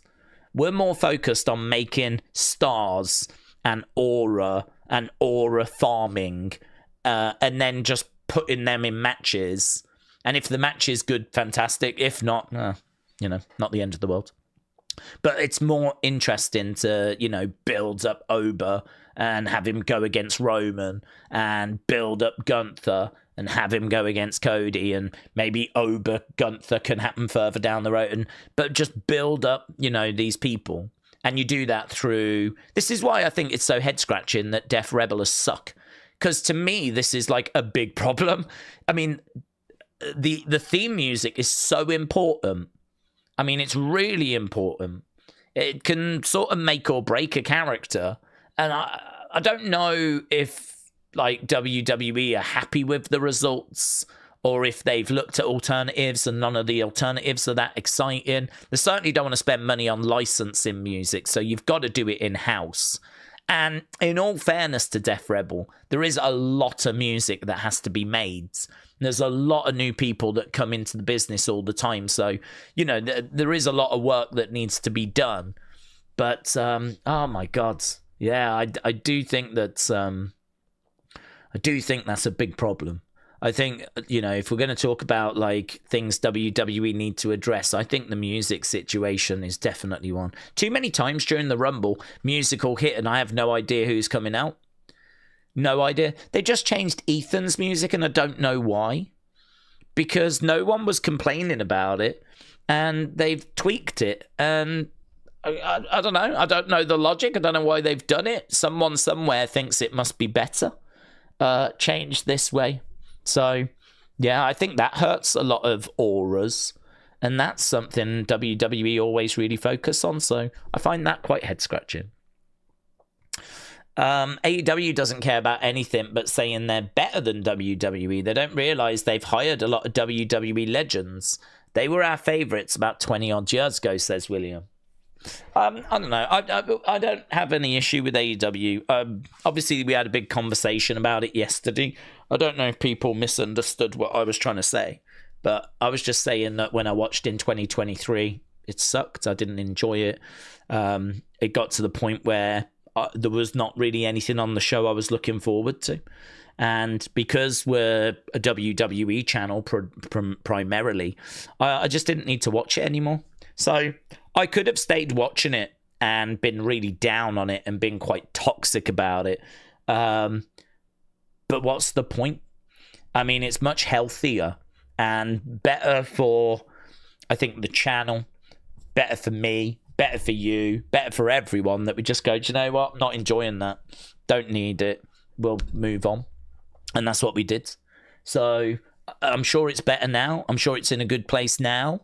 You know, people were buzzing, of course, around what went down at the weekend, and we had a big chat about that yesterday. But yeah, it's just not. It's not a focus. It's not a concern. It's not. I don't wish them any ill will. In fact, I might even be buying some from them because the Rebel news really affected me.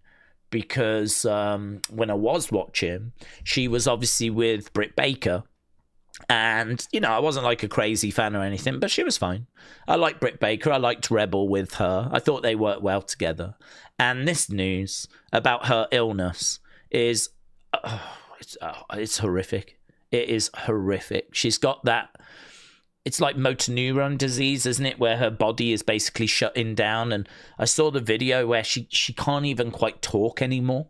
Like, you know, her mouth muscles and everything, she can't even quite, she's losing the ability to talk. And I heard that they're going to start selling some sort of Rebel support wristbands, you know, like you buy a thing and it, like, I don't know, money goes to her or whatever. So I will 100% pick up one of those when they go on sale. I did look last night and they weren't. So yeah, I might even be buying some from them soon. I don't know if they're only like at the shows or whatever. I heard that they had shown one off, or if it's coming or something. If anyone knows anything about it, let me know.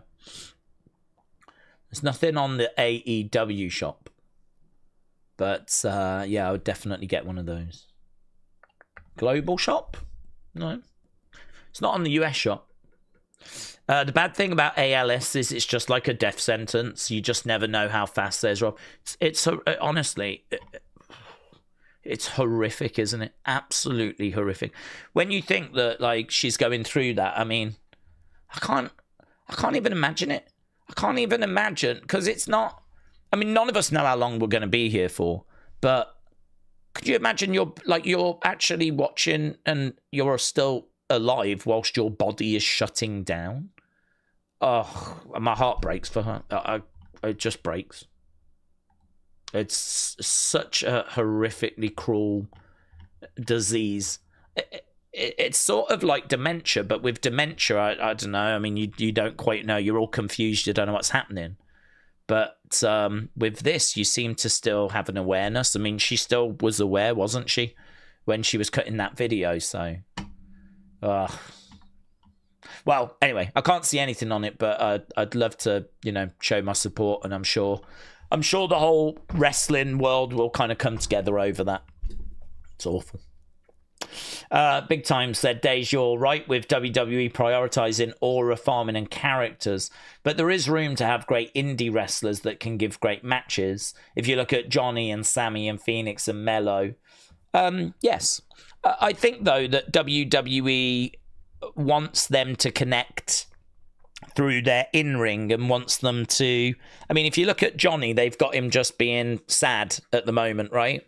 I know people are down on that, but I think WWE are hoping that that's going to give him a bit of an identity. I mean, he doesn't get much TV time. The TV time that he gets, you know that he's depressed and he's sad and he's down, and Candice is really frustrated because she can't get him to snap out of it. It looks like Sammy is getting him to snap out of it. And actually, I don't know about you, but I'm quite interested to see where that's going to go. It is very slow.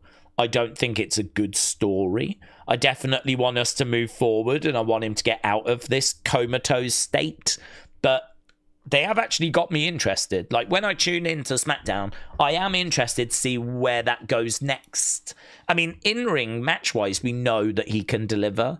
The bit we need to focus on for him is, like, his character, stories that he's involved in. I had such high hopes for him because he was a big player in NXT, and I thought the way they presented him was great. It's just, it's easy to get lost on the main roster. I think it's very easy. If creative don't have, like, something good in mind for you, they don't look at you and go, this is what we're going to do, right? And instead they're like, not sure, let us think about it. They have got so many people to work with that, yeah, you can become Ivy Nile, you can become Johnny Gargano, you can become Apollo Crews. Like, it's so easy for you to get pushed to the sidelines whilst we focus on other people that we're more excited about. I suppose I kind of understand it. Human nature, I sort of understand it. If I put myself in creative shoes and you go, you know, here's Tyra May Steele, yeah, Olympic gold medalist. Have you got plans of what you? Oh, God, yeah, absolutely. Yeah, I know what to do with her, an Olympic gold medalist. Yeah, definitely, that's exciting. Okay, good. Here's Tatum Paxley. Oh, okay, Tatum Paxley. Okay, Yeah, I can do stuff with her. She's quite dark, interesting. I like that. Good. Here's Lola Vice, hot, spicy Latina. Have you got something you can do with that? Oh, yeah. Oh, and she's in a relationship with Damian Priest. Bangaranga. Yeah. Definitely can do something there. But then you go, here's Brooks Jensen or something, you know? Or here's Josh Briggs. And you're like, okay. Come back to me on that one. I'll have to think on that. I can find something, but there's nothing that comes to mind right now. So you go, okay, let's put that there. But oh my God, I can do something with Tatum, you know? So I can sort of understand if you're excited about certain people and you're like, yep, they go there, blah, blah, blah. What we doing about Johnny and Candice? I don't know. Can't see it at the moment. Don't see where they fit in. We'll give them some backstage stuff. Maybe do something with Motor City, but don't know. Come back to that.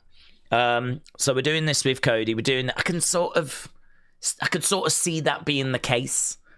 That you just work with the things you're more excited by, the things that are quick wins, the things that are like don't take as much thought, the things that are oven ready. Pop them in. All you got to do is warm them up. Microwave. Pop it in the microwave, and it's done. Do you know what I mean? I mean, someone like Johnny Gargano, it might feel a little bit like you got to get all the ingredients ready before you start cooking. Whereas Obafemi, just pop him in the microwave, he's good to go. So I think that it's a bit of a perfect storm. Sometimes you've got creative who are to blame because they don't and can't find the creative and they don't give them the right creative. But then sometimes I think the talent as well aren't have got areas of weakness. I don't know why we don't have Johnny come out to Rebel Heart. I don't know why we don't do that. Well, I don't know why we have to position him as being a heel.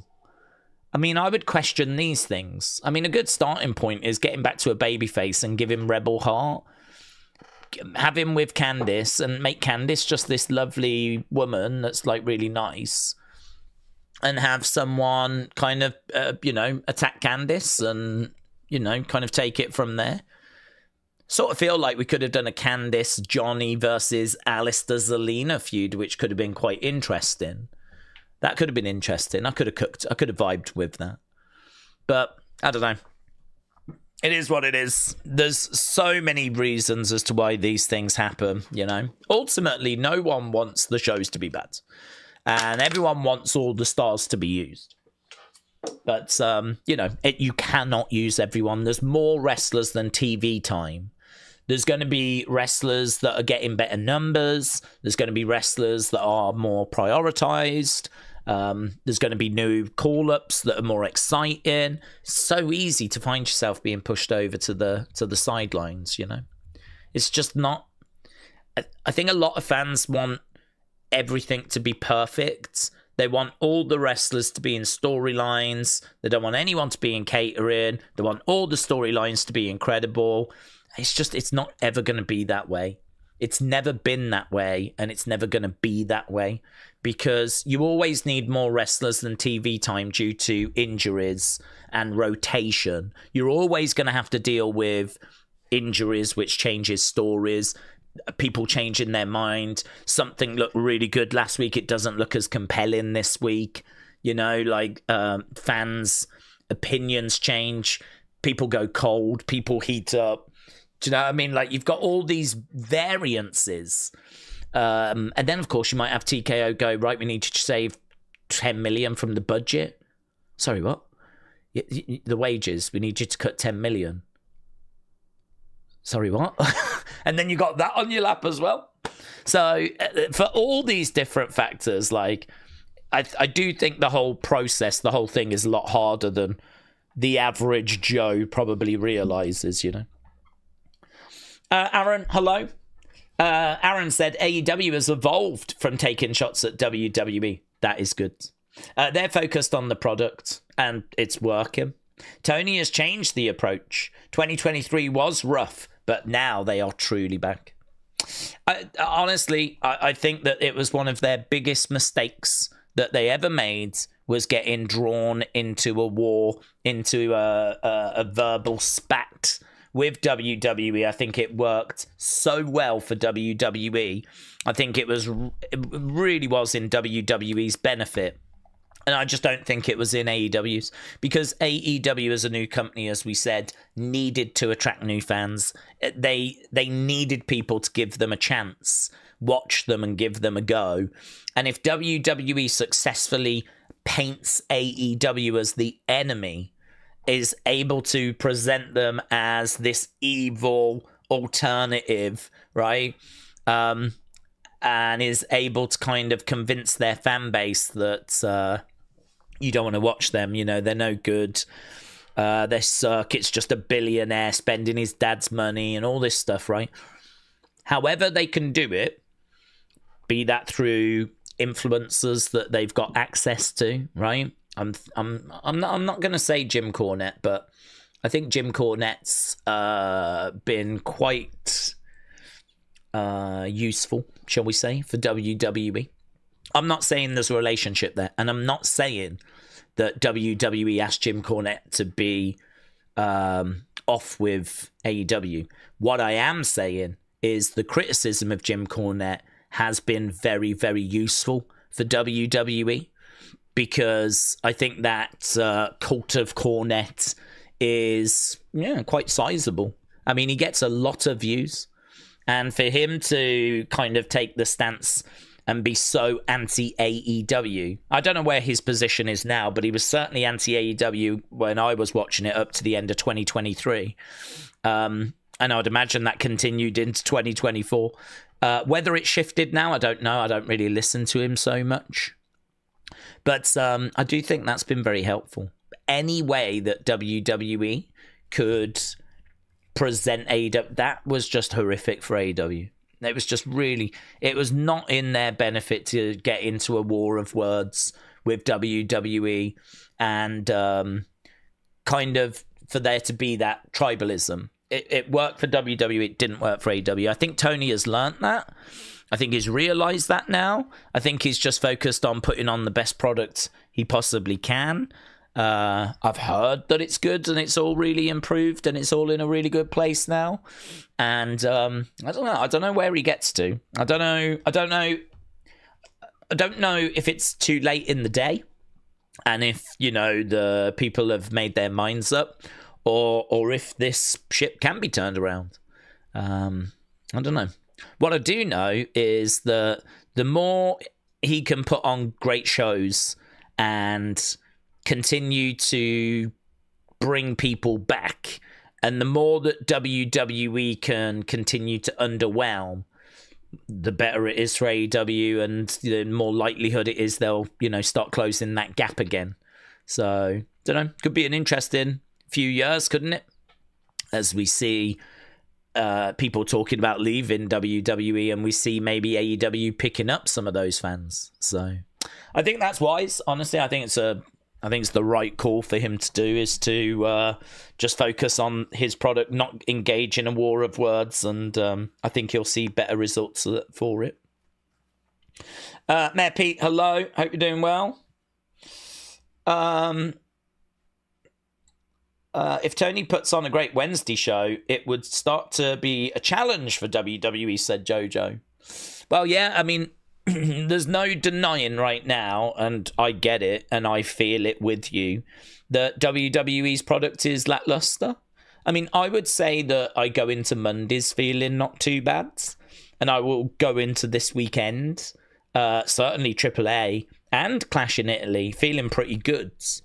But I will go into Friday being a bit like, I'm not sure about this. You know, SmackDown's not doing well. SmackDown's poorly at the moment. But Raw, I feel pretty good about. NXT, I feel pretty good about. Clash in Italy, I feel pretty good about. So AAA is amazing. I feel great. I feel great about that. But, you know, at the moment, you see a lot of people saying they're struggling and all this kind of stuff. So, yeah, it's not a good time, is it? Not a good time for WWE. Bottom line is, put on great shows consistently, tell good stories with good characters. Boom. It's not rocket science. It's just harder to achieve than say. If it was that easy, they would be doing it. Okay. I think that AEW having a horrible product back then did damage it. It could be a bit late to bring back viewers unless they get that sort of NWO type story. Yeah, I think that's a good comment. I agree. I mean, I've heard it's good, but I mean, for me, I have to sort of question, do I want to bring it back into my schedule? You know, do I want to commit to that? And if I commit to that, then of course I've got to commit to the big weekend shows. And if they're going to collide with WWE, and I'd imagine they will, because I'd imagine WWE would want them to, because, you know, they're not going to want any big AEW shows going unchallenged. So I've got to think there's going to be, you know, WWE up to its antics. You know, do I want that headache where I have to sort of figure out which show am I watching, you know? And, you know, all that kind of stuff. Plus, has it improved to the point where it's going to be a consistently good watch for me? Or is it still, there's going to be more about it I don't like, but at least there is some good stuff now? I don't know. To me, I just don't have an appetite for it. I don't have a need for it. I'm not struggling for wrestling. Let's put it that way. I'm not finding myself thinking, do you know what I need? More wrestling. I'm not feeling that right now. So, yeah, I do think the damage of 2023 is going to be felt for quite a while for them. But with WWE struggling and their product being in a good place, they're probably seeing improvements. And I don't know, could be an interesting few years, couldn't it? I enjoy interacting with you lot in the chat. You've gotten me through some rough personal times, said Alex. Alex, shout out to you, my friend. Shout out to you. It's lovely having you around. It's lovely having everyone around, as we are literally on the verge of this week's NXT. Rapturous said, hypothetically, if Roman is still champion by SummerSlam and LA Knight wins King of the Ring and he beats Roman, do we think it would be worth the wait for him to be finally a world champion? Well, I'm not a massive LA Knight fan personally. So for me, it's not something I'm really clamoring for. So I'm not really the best person to ask. I don't have any ill will towards LA Knight. I don't have any issue with LA Knight. I think I put a bit on in-ring skills. And LA Knight, there's not like loads of matches of his that I find myself really enjoying. I think he's got his catchphrases. He's got that connection with the audience. That's worth its weight in gold. But for me, he's not someone that's in my top 10 or top 20. So I'm not really the best person to ask. What I can tell you from my perspective is I don't mind him waiting. I don't think WWE see him as this multiple-time world champion, WrestleMania main eventer. I don't think the numbers suggest that he is that. I don't think his age suggests that he is that. I think they're more excited by Bron Breakker and Obafemi and Gunther and Trick Williams, and these are the names that WWE I think are more, if we're gonna give someone King of the Ring, it could be one of those names more so than an LA Knight, right? So I think for me, LA Knight, if he does get that world title, I wouldn't necessarily see it as the start of him being this multiple time champion. I would see it as him reaching a level I really do not think WWE ever intended for him to get to. So if he got there, I think it would be a massive achievement. And I think people would be doing him a real disservice by dismissing it as being just the start of a load of... I think it would be... No, he was never meant to achieve this. It's because of the connection with the fans. It's because of the numbers that he has generated, the merch that he has sold, that he's got to that level. So, my answer would be, if he was to get there, would it have been worth the wait? Yes.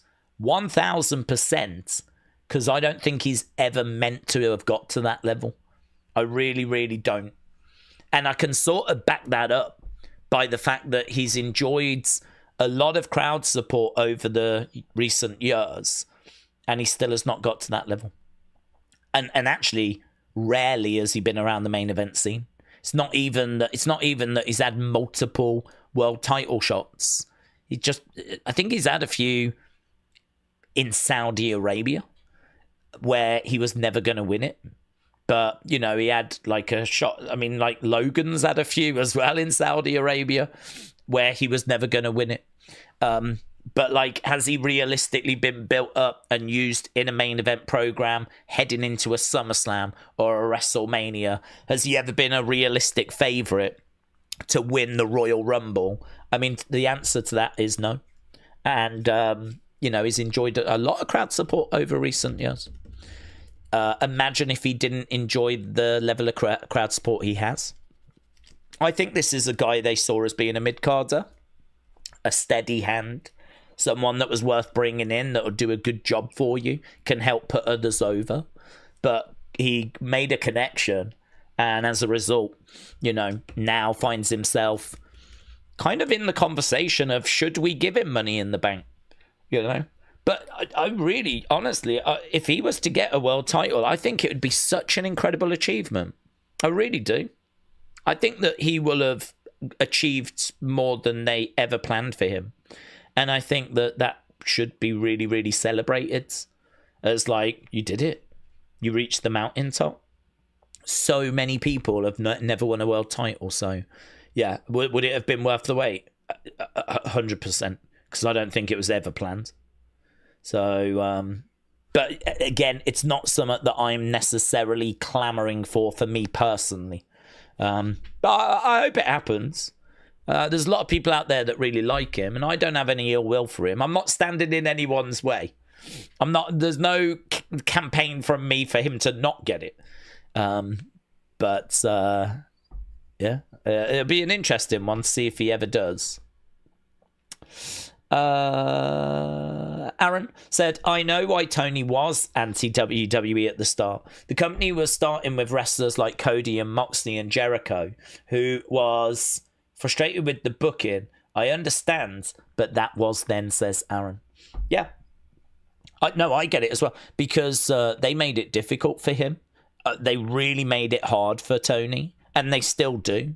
I mean, Tony puts on a big show. WWE are going to try and counter it.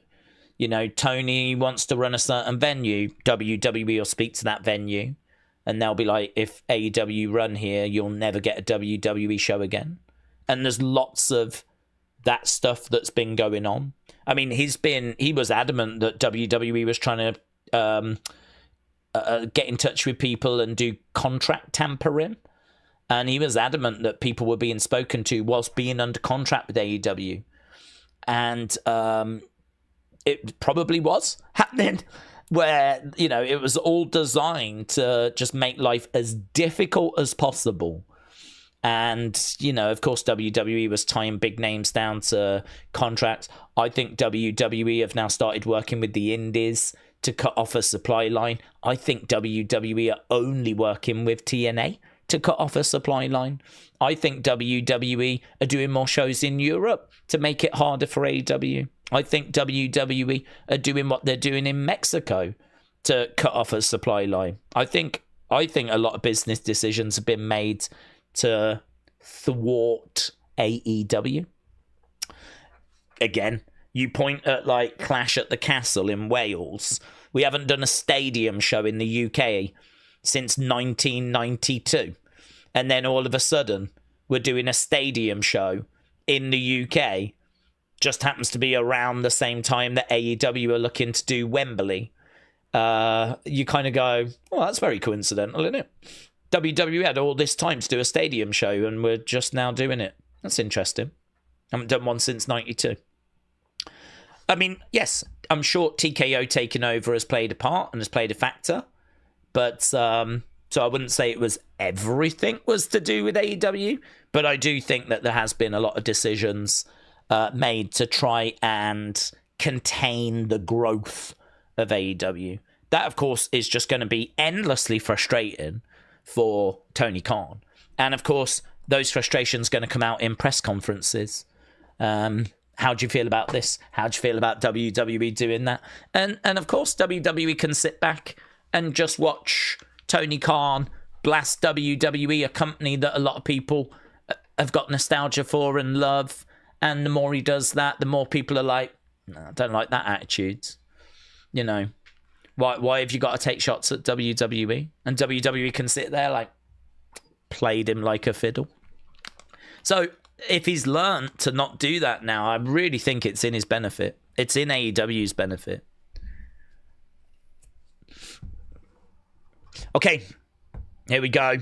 That was a lot of chatting about various different things, but hopefully people enjoyed it, found something in there, maybe a different perspective or, you know, whatever. Whatevs. But we're turning our attention to NXT. And we're going to see what NXT has got for us tonight. I don't have any commentators. NXT. Oh, there we go. There's Vic Joseph. There's Lola. So our main event tonight is going to be Lola taking on Izzi Dame. That's going to be the championship match tonight. We're just seeing Izzi Dame of the Culling backstage with Niko and Shawn Spears.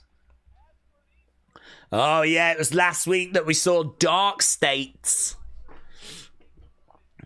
taking out Saquon. I wonder if this is going to change the way that Dark State operate. I wonder if they're not going to be coming through the crowd anymore. I wonder if that was like a Saquon sort of thing. It's an opportunity to sort of refresh the group, isn't it? Which might not be a bad thing. Okay, here's Wren Sinclair. She's coming down with Kendal Gray. Wren in action. She is... Who's Wren taking on tonight? I've forgotten. We do have Layla Diggs in action. Is this the Layla Diggs match? No, I think she's Jaida, isn't she? She's taking on Jaida. This is the Kelani Jordan match. Well, this will be okay. This will be okay. This will be okay. I'm more excited for Jaida Layla Diggs, actually. Matt Pete said, I missed the last few weeks. Did Dark State kick out Saquon? They did, yeah. Last week they did. Kicked out Saquon right at the end of the show. So, opportunity to sort of refresh that group now. Here's Kelani.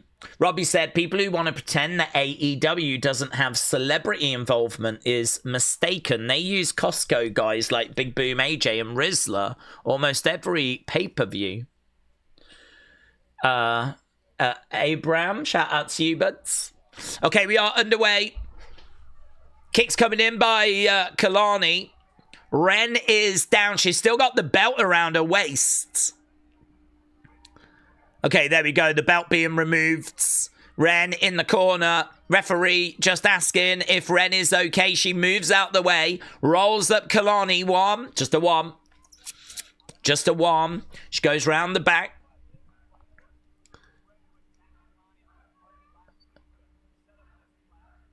The fans chanting happy birthday.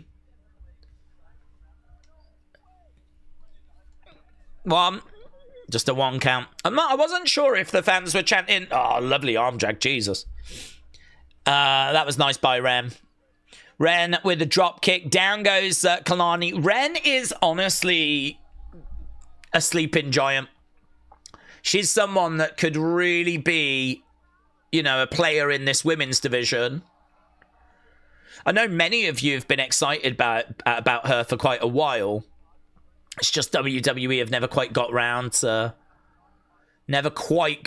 to presenting her as a big focus. Looking for a nice suplex, lovely, but her work's very good, very tidy. I remember when she first came in, there was quite a bit of excitement around her. Oh, shot coming into the back of their heads. Forearms coming down there by Kelani. Now Wren throwing in some shots to the midsection.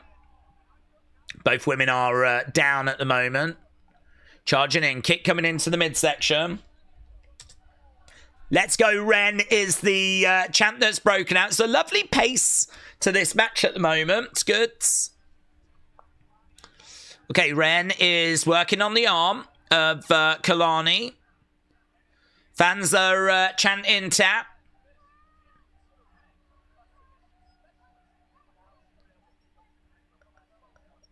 Okay, Vic Joseph just asked, do you consider Wren a submission specialist? I can't say I consider her a submission specialist, but then we don't see loads of Wren, do we? To be honest. Again, she goes back working on the arm. I think she's a good technical wrestler. I think she's got some good technical wrestling. She's got some good reversals. She's got some very good holds. She's got some good sequences. Like, she's not someone that just does the bare basics in the ring. She's trying to come over. She's looking to get Kelani in the... Oh, my God. Kelani just hurls Wren into that bottom turnbuckle. Wren is down. We got Kendal on the outside trying to offer some words of encouragement as Wren is being dragged over to that ring post. Right now, we've got Kelani on the outside through the... That was nice there by Wren. She kind of goes through... It was a bit of like a Bailey move. Through the corner, delivering a drop kick. Charging over. Kelani in the ring. Kelani jumping through the ropes. Wren holding onto the ropes. She gets slammed down. Against the ropes again. Jumping over the top. Holding on. Oh, no. Is her leg okay? Oh. Okay. Yeah, there was a bit of miscommunication there for a second. Kelani charging over. Right now she's got Wren. Wren ducks underneath. Kelani... Big back body drop. She goes down on the outsides. I keep thinking Kendall's going to come over and like lay out Wren, but I mean, surely that's not going to happen. But there's just always this odd moment where Wren's on the outside and like Kendall's in the background. It looks like she might charge over and take her out. I mean, there's no friendships in wrestling. At some point it might happen, but I can't see it being anytime soon. I think we've gone to commercial break right now, so right now we are just underway with some more action in the ring. Robbie said, do we think that the potential Nikita call-up is largely due to the fact that she's been in the main roster before, or has she just improved so much? No, I think she's improved. I don't think it's to do with her being on the main roster before or anything along those lines. I think it's more to do with the fact that she's got a bit of a character that they can do something with on the main roster. So, you know, there's like, she's got a charisma, she's got a look, she's got, you know, that kind of, that lion as well, the roar, and, you know, there's something there that you could grab a hold of as a presentation. She's not someone that's going to need loads of work when it comes to her entrance music or her graphics or her entrance gear. It's just, you know, it's quite easy to see how you could present her. And I think that she has improved when it's come to, like, the work she's doing in Evolve. But I really, really do not think they're looking at her as being, like, this big future star. I think they're looking at, like, who have we got in developmental that can come up and do a job, just put a few girls over, you know, be a bit bratty behind the scenes. We need a bit of a heel that some baby faces can work with. Someone that's maybe got a little bit of something about them. So, you know, WWE is, you know, it's about characters. It's about presentation. I think we can agree that Nikita is ticking some boxes there. But the problem you've got with Nikita is she's obviously limited.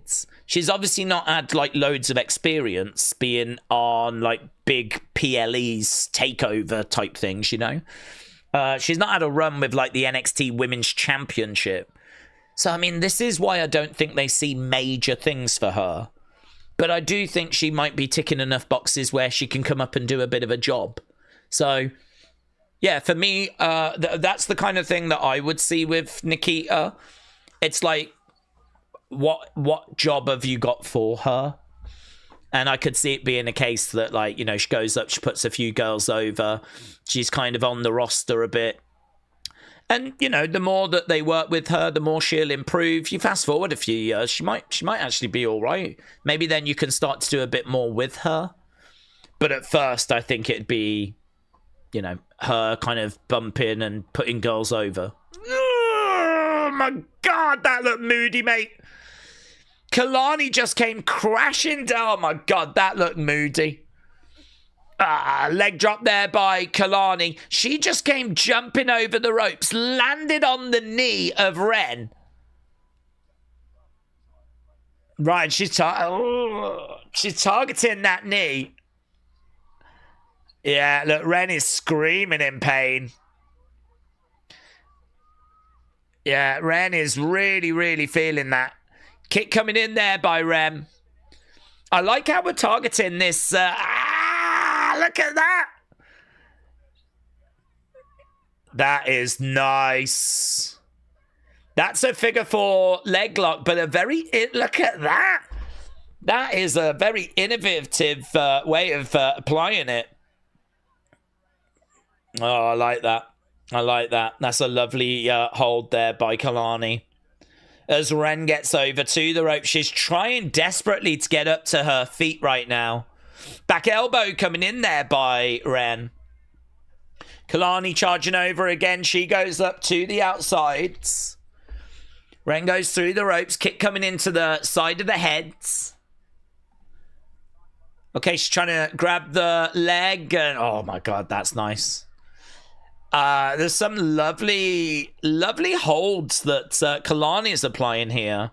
Really feel like Kalani's been putting in like quite a bit of work to really improve her moveset.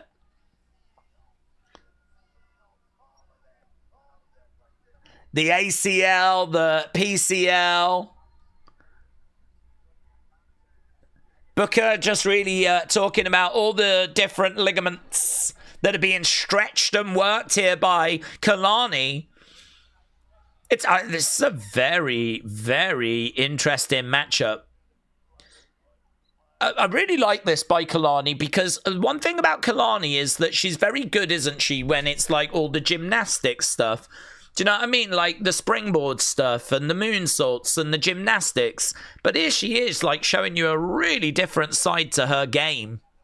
Some of these holds looking very good. The submission holds looking, it's a lovely thing that she's bringing into her weaponry, her arsenal. Okay, we got a clothesline misses there by Kelani. Big back body drop again. Feel like this match has had plenty of time. Right now, shot blocked. Wren trying to find a way back. Duck underneath there by Wren. Big chop to the chest and again. Wren starting to come back into this as down goes Kelani. Wren round the back, looking for a butterfly suplex, which she gets. Gut wrench suplex, which she gets. So a couple of suplexes being broken out. It's a really fun match, you know. I mean, they've both gone out there. They're both cooking. You can see the level of work. You can see the selling here by Wren at the moment. She's down. Now we're going for that split leg, but Wren moves out the way. Kelani still went for it. Wren looking to roll her up. Looking for a crucifix pin, but doesn't get it. Wren right now, again, grabbing gut wrench suplex. She tried it earlier. No joy. Wren goes down, turns her over. Oh, that's a lovely crossface. Crossface is in. Crossface is in right now. Kendal is right round. Wren trying to get over to the ropes. Fans are applauding away. I've really enjoyed this match. I don't think it's like perfect, but I think it's really good. And that is a look at that. Look at that. Look at this. Kendal is up yelling at Kelani. Kelani's just won that match with not too many gymnastics. She's just won that match with lots of various different submission holds. I think it's a very good match. I think it's a very, very good match. Let's get your thoughts in. Let's see what people thought. Oh, look at that. Wren got wrenched.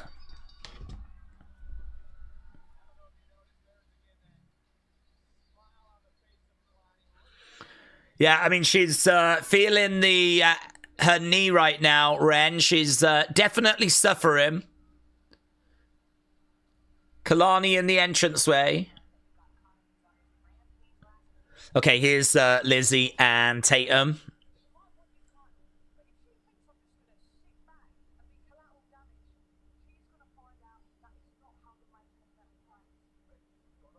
Okay, here's Shiloh. Very good, that, wasn't it? Really enjoyable stuff.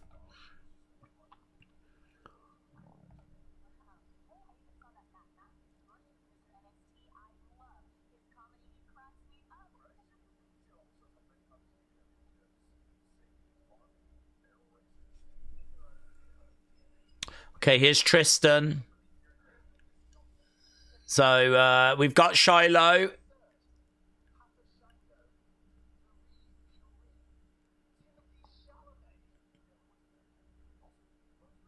Nice.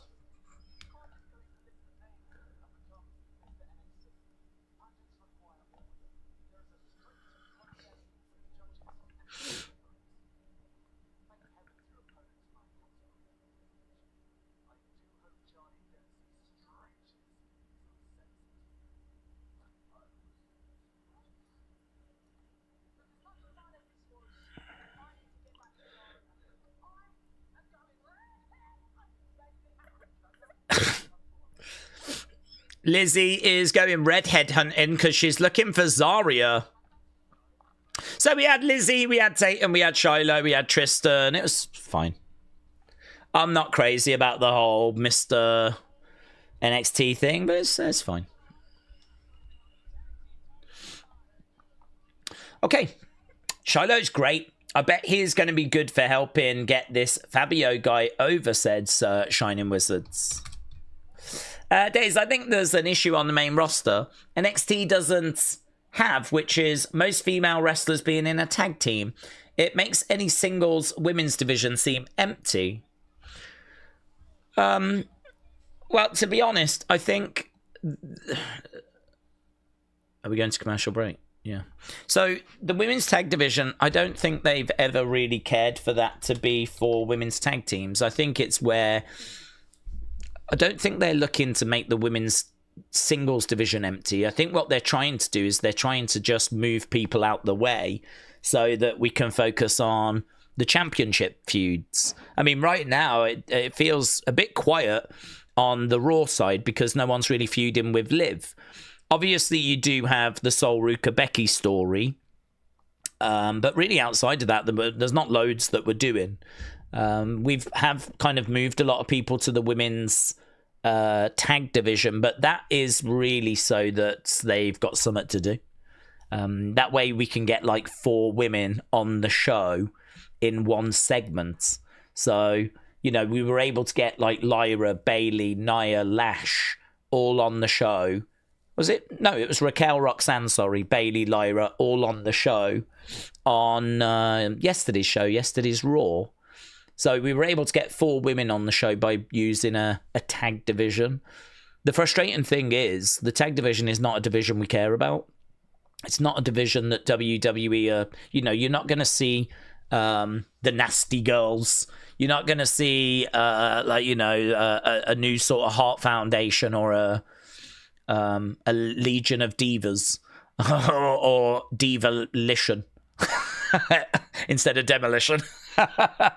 You're not going to get like proper dedicated women's tag teams. We got rid of the Iconics. We got rid of Kaden and Katana. You know, any like proper dedicated women's tag teams, we binned them off. And we don't have any women's tag belts in NXT. And I think the reason for that is because we do not want women's tag teams. We don't want them. What we use the women's tag division for is if we don't need them in the singles division, we put them in a team and they get on TV that way. It's either that or you keep them in catering, you know? So this is, I think, what Naomi and Sasha were very frustrated by. I think they could see this, that it was a division that they wanted to bring some life to. They wanted it to feel important. And WWE just wasn't interested. And I think that was a real frustration. And, you know, this is why Sasha and Naomi ended up walking out. I do think that we put a bit of life into it this year by moving so many like high-profile women in. Because we wanted to push Stephanie, because we wanted to push Jade, and those were our two champs. Because Becky was in the mid-card, and on the other side you had like Julia, and you had Chelsea. You know, it meant that what are you going to do with Io? What are you going to do with Rhea? What are you going to do with Asuka? What are you going to do with Kyrie? What are you going to do with Bayley? What are you going to do with Nia? Like, you had all these women left over that weren't needed for the champion. So, you know, we really invested in the women's tag division. So I don't think the women's tag division is necessarily a problem. It's more just a place for women to go if they're not being used in the singles division, and the singles is the priority.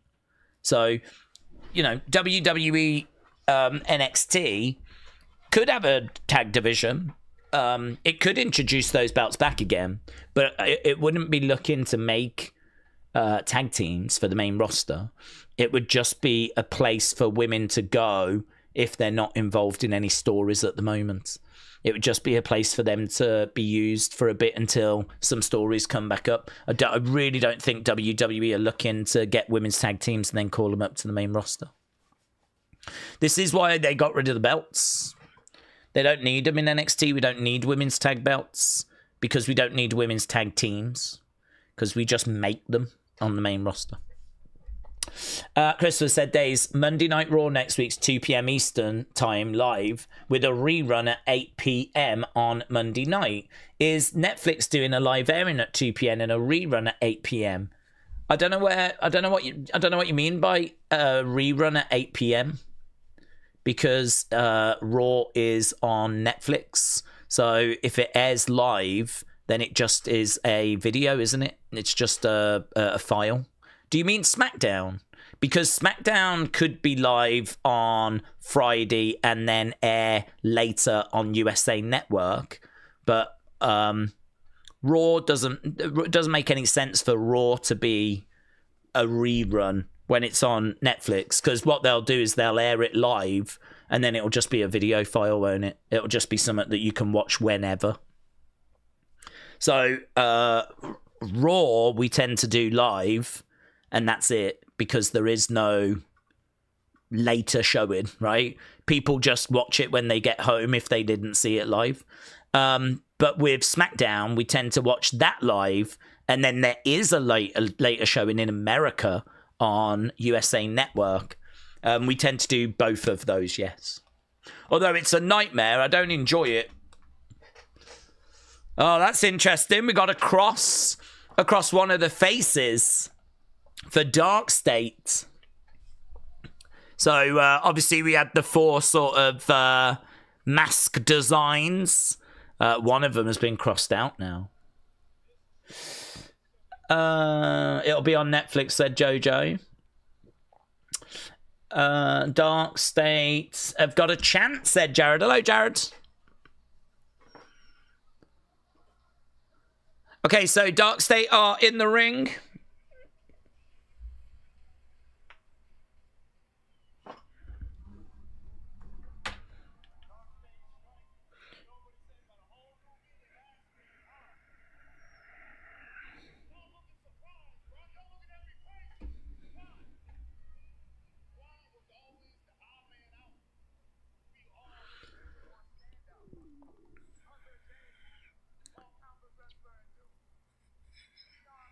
Okay, so Osiris is talking.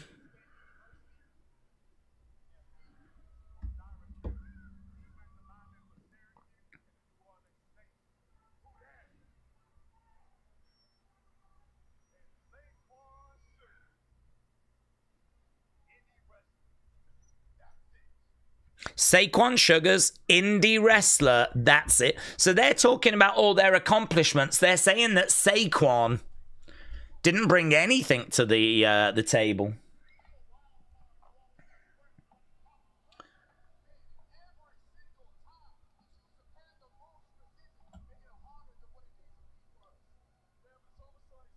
These promos aren't good, are they? Because they're just talking over the crowds.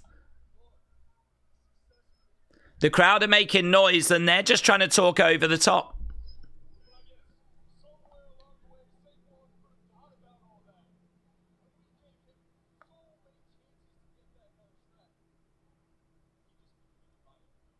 He just became a liability. We gave him so many chances to get back on track.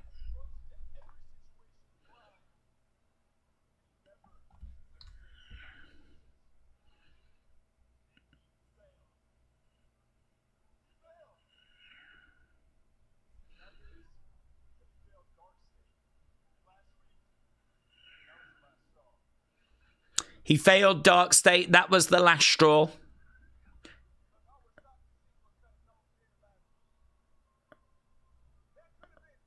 Okay, at least that was better by Dion. He looked at the crowd and says, that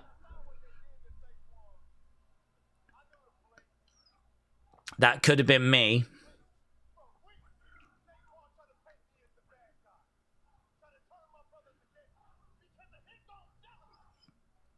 Respond to the crowd.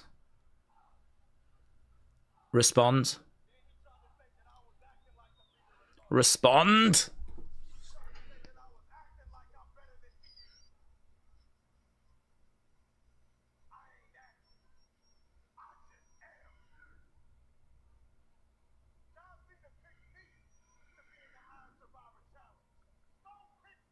We want Saquon chants breaking out.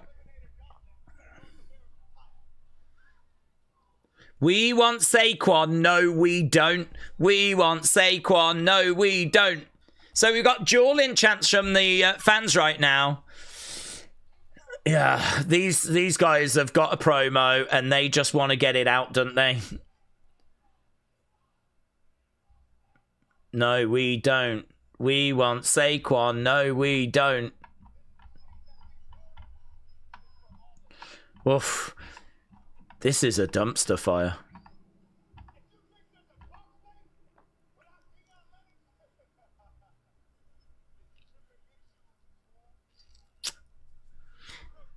If you think there's a dark state without Dion Lennox, then you're tripping big shoes. I can't take him seriously in those shoes and pants, said Spiller. It's quite the choice, isn't it, from Osiris? It's quite the choice.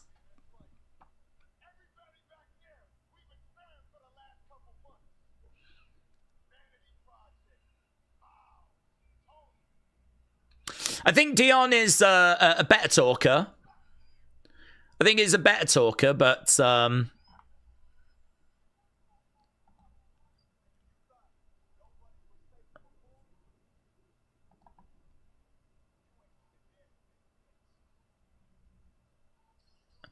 okay, I don't know what they were chanting, but I could hear Osiris, but I couldn't quite make out what was being said. I don't think that was good at all by Dark State.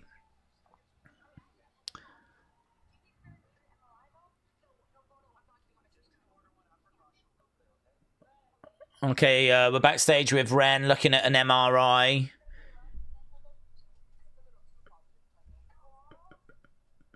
Here's Callie.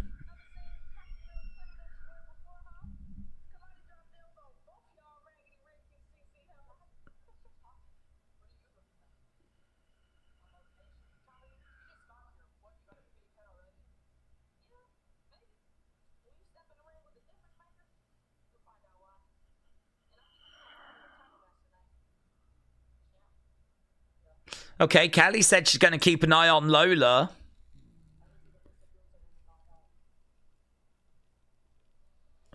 Okay. Is there any update on Stephanie's return? No, not that I've seen. Nothing that I've seen, no. Nathan, in the speed tournament, yes, we've got Shawn Legacy against Dorian Van Dukes and Romeo Moreno taking on Nathan Frazer. Right.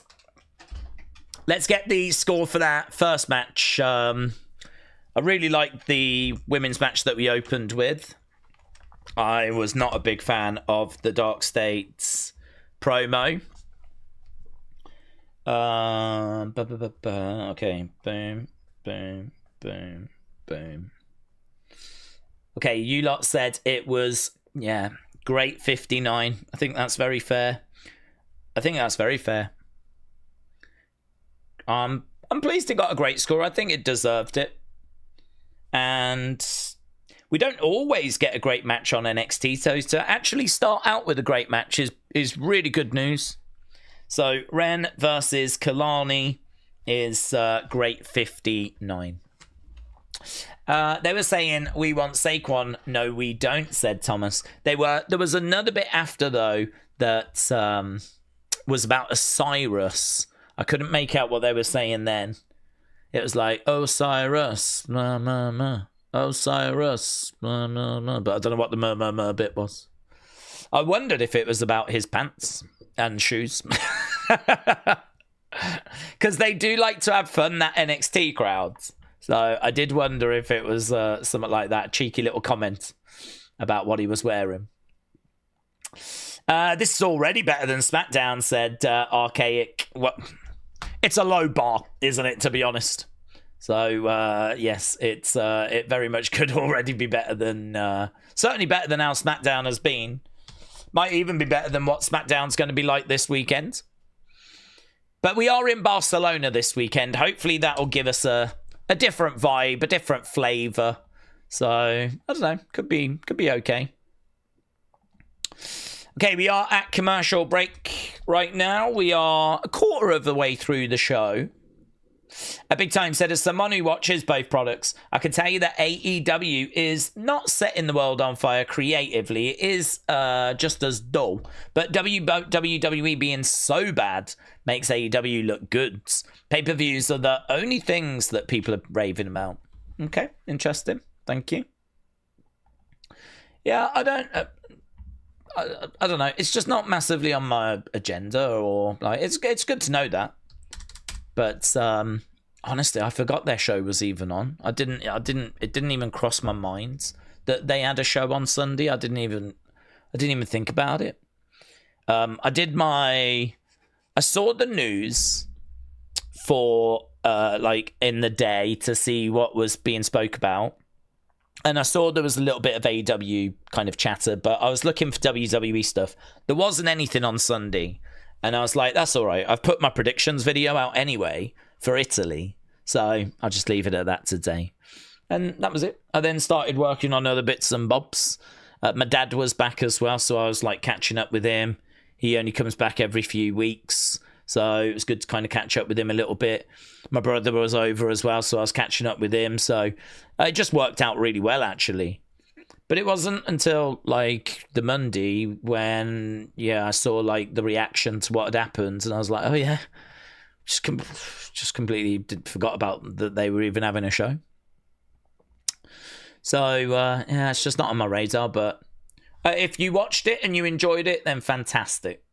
I wish no ill will. Okay, we are back from commercial break. And we've got Shawn Legacy coming out. So it looks like we're going to go into this Shawn Legacy match. Now, is he taking on Nathan Frazer? Or is he taking on Dorian? I can't remember who's facing who. Who's zooming who?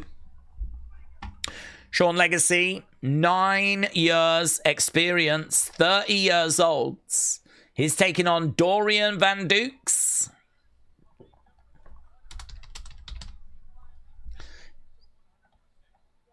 Is Legacy back to 100%?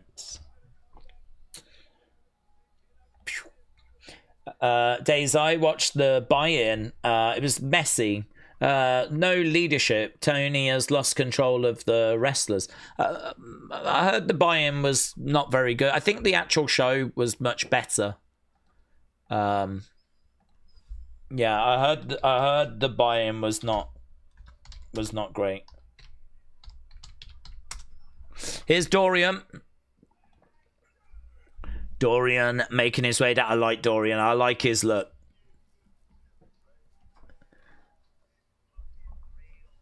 "13 years experience coming from Belgium."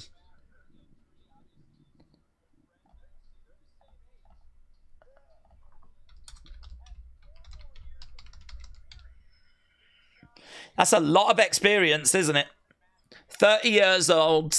13 years. Started when he was 17.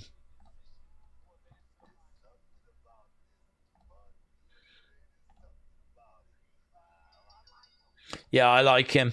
I like him as well. He's very explosive, works at a good pace. Obviously, you're going to see that in this match. Oh, he gets tripped over there by Shawn Legacy. We got some drop kicks coming in as Dorian goes to the outsides. Legacy back in the ring against the ropes. Through the ropes.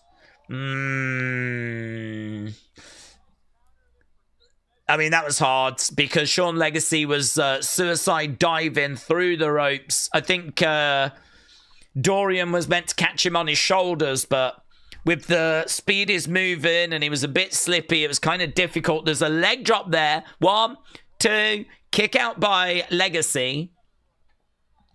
Bang. Okay, Dorian goes over. Top rope enziguri there by Legacy. Looking for, sliced breads. Goes for sliced bread. 1, 2, kick out. Kick out. Right now we got Legacy going to the outside. Dorian is down. Springboards. Nope, Dorian moves. Duck underneath. Love it. Love a... If you throw a clothesline and really lay it in, it's so satisfying. I mean, that was lovely. It kind of came out of nowhere and it was good. Against the ropes. Oh, reverse there by Legacy into a DDT. This is not bad. This is not bad. Some good action going on here as there's a kick by Legacy. Bit of a 619. He's going up top. Oh, tries to move. I feel like a lot of what Legacy does looks like it's going to blow out his knee. I kind of live in constant fear that he's going to do himself some serious damage. He goes down. Here's Legacy. He's going up, springboard. He didn't really get it, did he? I mean, he didn't really get it. He didn't really rotate enough in time. It was a bit of a crash and burn. Dorian goes up into a drop kick there by Shawn Legacy. I don't know if they're not being a bit too adventurous for their own good at the moment. Time has become the enemy. We're down to the final 20-odd seconds. Sloppy in places, this. Forearm coming in there by Dorian. Legacy goes back over into the corner. Dorian to the outside. Top rope enziguri. Dorian climbing up. They're counting down. Legacy comes over looking for a big superplex. Going to run out of time. Spanish fly. Don't hate it. I don't hate it. Yeah, I mean, the frustrating thing for me is that we never quite know what they're going to do when this happens. Both are eliminated. Yeah. Yeah. It's not very satisfactory, is it? To just eliminate both.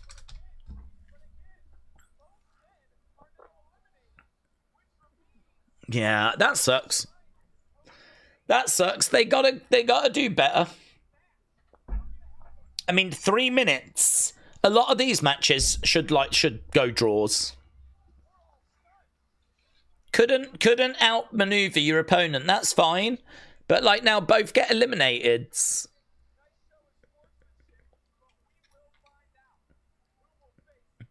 It doesn't make sense either, does it? Because what if there's a draw in the next match? Which could happen. Or what if there's a draw in the final? Here's Layla Diggs.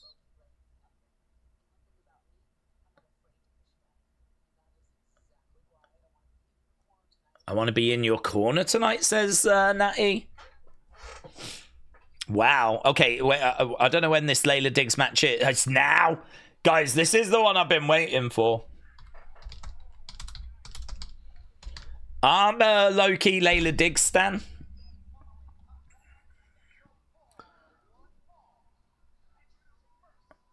Okay, here we go. The title match for Speed are the only ones that go into overtime, says Robbie. Is it me, or is the English crowd louder than the USA, says Elliot? Well, I think it's it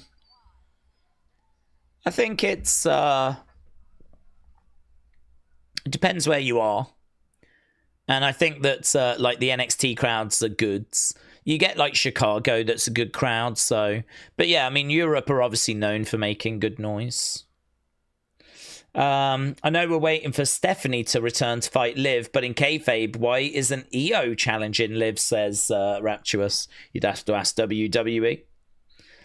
I don't know why we're waiting for Stephanie. I mean, really, the women's division should be, do you know what I mean, circling around Liv. So, I mean, why is no one going after Liv?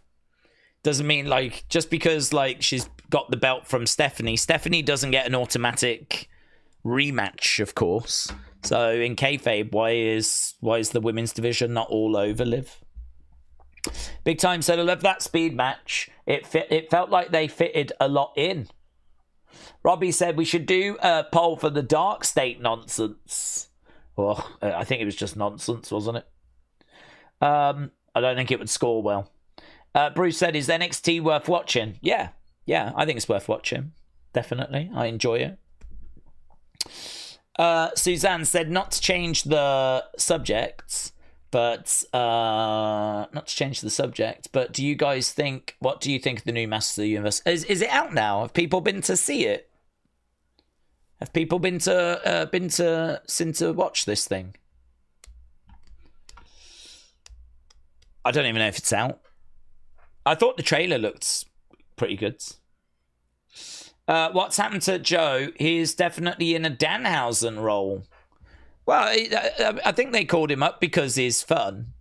And, you know, he plays the guitar and they're leaning into that. So he's just doing that. I mean, I don't think they were looking to bring him up to present him as this serious character. I mean, I think, like, when the bell rings, he'll put in, you know, a competitive performance. But, yeah, they're trying to lean into... And it's working. It's massively working. The live fans are singing that Fire Logan Paul thing, so... But, I mean, that's what Joe Hendry's always been about, isn't it? The cheesy entrance, the turning around, saying his name, he appears. Like, that's what he's been since I've seen him. So I can't say the way they're using him is, like, weird or not kind of in line with, you know, the fun presentation he's had in developmental. I mean, he got battered with that chair by Theory. I think you'll see a Joe Hendry Theory match, of course. And I think, you know, when we get that match, maybe next week, I think you'll see quite a competitive performance out of Joe. But the song, I mean, as much as I'm not a fan of it, you know, the fans seem to have took to it. Empower said, I'd rather hear a small audience of hardcore fans than a large audience of disinterested casuals, says M. Power Warren. Wyatt said, I told you Joe was going to be a meme wrestler. Elliot said, who's this Layla girl? Yeah, we've been watching her on Evolve. So it's kind of the level below NXT. And I really enjoy her work. I think she's good in the ring. She tends to work at a good pace. She's got a nice move set. She's got a lovely moonsault, and she's just got these elements. I mean, she's not like mind-blowing, like she's going to put on a 20-minute classic, like Undertaker Shawn or something like that. But, like, she'll go in there now against Jaida. She'll do a few things that are going to catch your eye. She'll have a few nice little sequences, a few little spots, and you go, oh, yeah, I like her. She's good. She's got potential. And, you know, obviously WWE will look to build her from there, so... I would imagine that, I would hope that after this, people will be like, yeah, I see that with her. She looks pretty good. Definitely something to work with. Okay, we're 46 minutes in. Jaida is in the ring. We're going to get a Layla Diggs entrance. So, I mean, Layla's not even come out first. Jaida in the ring waiting for... Layla Diggs. Here we go. Here's Layla.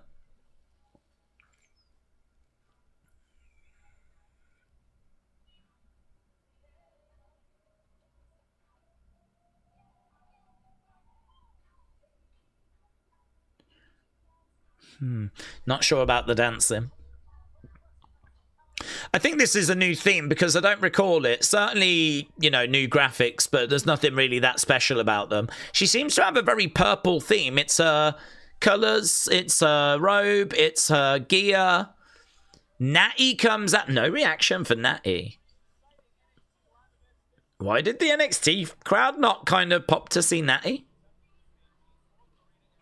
Miss everything, it says on the back of her robe.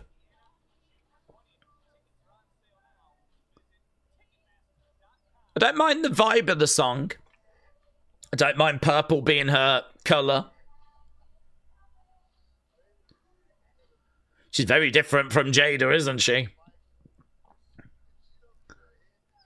Okay, here we go then. Let's get underway. This is a massive opportunity for Layla to make a really strong first impression. Back elbow coming in there by Layla. Jaida goes down to her knees. Layla having a word with Natalya. Jaida getting round the back there of Layla, looking for a full Nelson.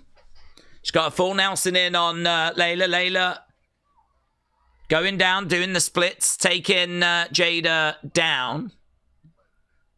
Got a little bit of dance in there, which don't really need during the match, but she is a heel, so she's gloating away. Layla back up to her feet. Okay, nice shoulder tackle there by Jaida. Jaida taking control. Knee coming in there by Layla. Goes for a kick, but Jaida catches it. Misses with that kick, but into a pin. Was quite nice. Chop misses. Layla has got Jaida against the ropes. Shot to the midsection. Shot coming back there. Layla goes over. Lands on her feet. Into a clothesline. Gets caught. Jaida back in control. Layla in the corner as Jaida comes in. She's got a chop coming into the chest. And shots coming in there. Fans making some noise. Jaida trying to go up. Trying to go for the high step, but couldn't do it. Layla up, over, lands on her feet, rolls through. Coming in, goes for the kick, gets it. Jaida goes down. Jaida through to the ropes, bounces off into the middle of the ring. Knee driven down into a leg drop. Elbow drop, going for the cover to shoulder up there by Jaida. Right now, she's working on the arm. Keeping Jaida down. Fans are making a bit of noise. They're invested. Natalya at ringside as well. Telling the crowd to keep it down. Takes Layla back up on her feet, going over to Jaida. Shots coming into the midsection by Jaida. Shot, didn't love that by Layla. Shot coming in there by Jaida. Okay, swinging away. Jaida ducks underneath those shots. Chop coming in there by Jaida. Driving Layla back against the ropes. Jaida over the other side. Layla going for that kick again. Clothesline. And again. Telling her to get back up. Oof. Shot coming in quite heavy. Quite heavy there by Jaida. Now going for a suplex. No. Slamming it down. Jaida very much taking control. Layla going into the corner. Okay, this could be where she manages to get her signature move into the high step. Bang, bang, bang. Fans loving it. Fans joining in. Jaida in control. Trying to pick up Layla. Layla lands on the feet. Oh, love it. Love it. Love it. That's a sick move from Layla. It's a lovely move. Going into that sort of... They'll show a replay of that. Going into that sort of backflip as she avoids the shot. Into that kick as well is so good. The moonsault. It's a beautiful moonsault. It's a really nice moonsault that she's got. Jaida was actually really close. Drives Layla down 2, 3. Jaida gets the win. Couple of nice moments there from Layla of what we've seen in Evolve. I think the bulk of the match was pretty standard. Love that kind of backflip thing that she then turns into a kick. The moonsault, when she lands it, looks so nice. Look at that. It is crazy how close Jaida was to the corner, though. Positioning of that was not quite right. I want to see the other. I don't think they're going to show us though. Yeah, I think there's something to work with there. I think there's a lot of potential with Layla. I think it's very interesting they've put Natty with her.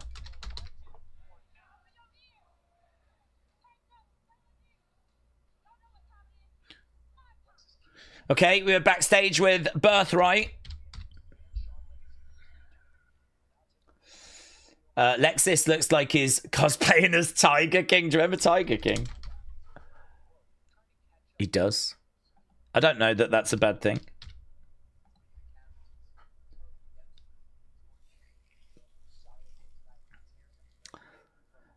Okay, we're getting pretty close to the end of hour number 1.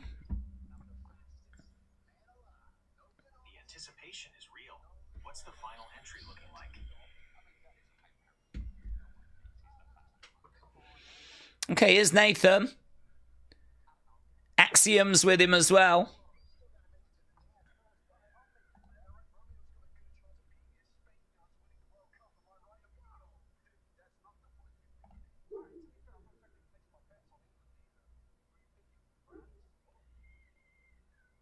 Okay. Little World Cup chatter. Tony D video package, said Wrestling Fan. Birthright is superior to Dark State, said Robbie. Suzanne said Birthright sucks. Okay, we're just seeing Tony at the moment.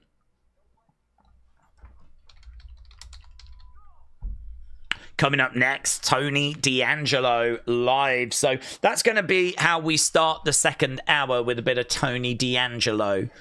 Not down on that.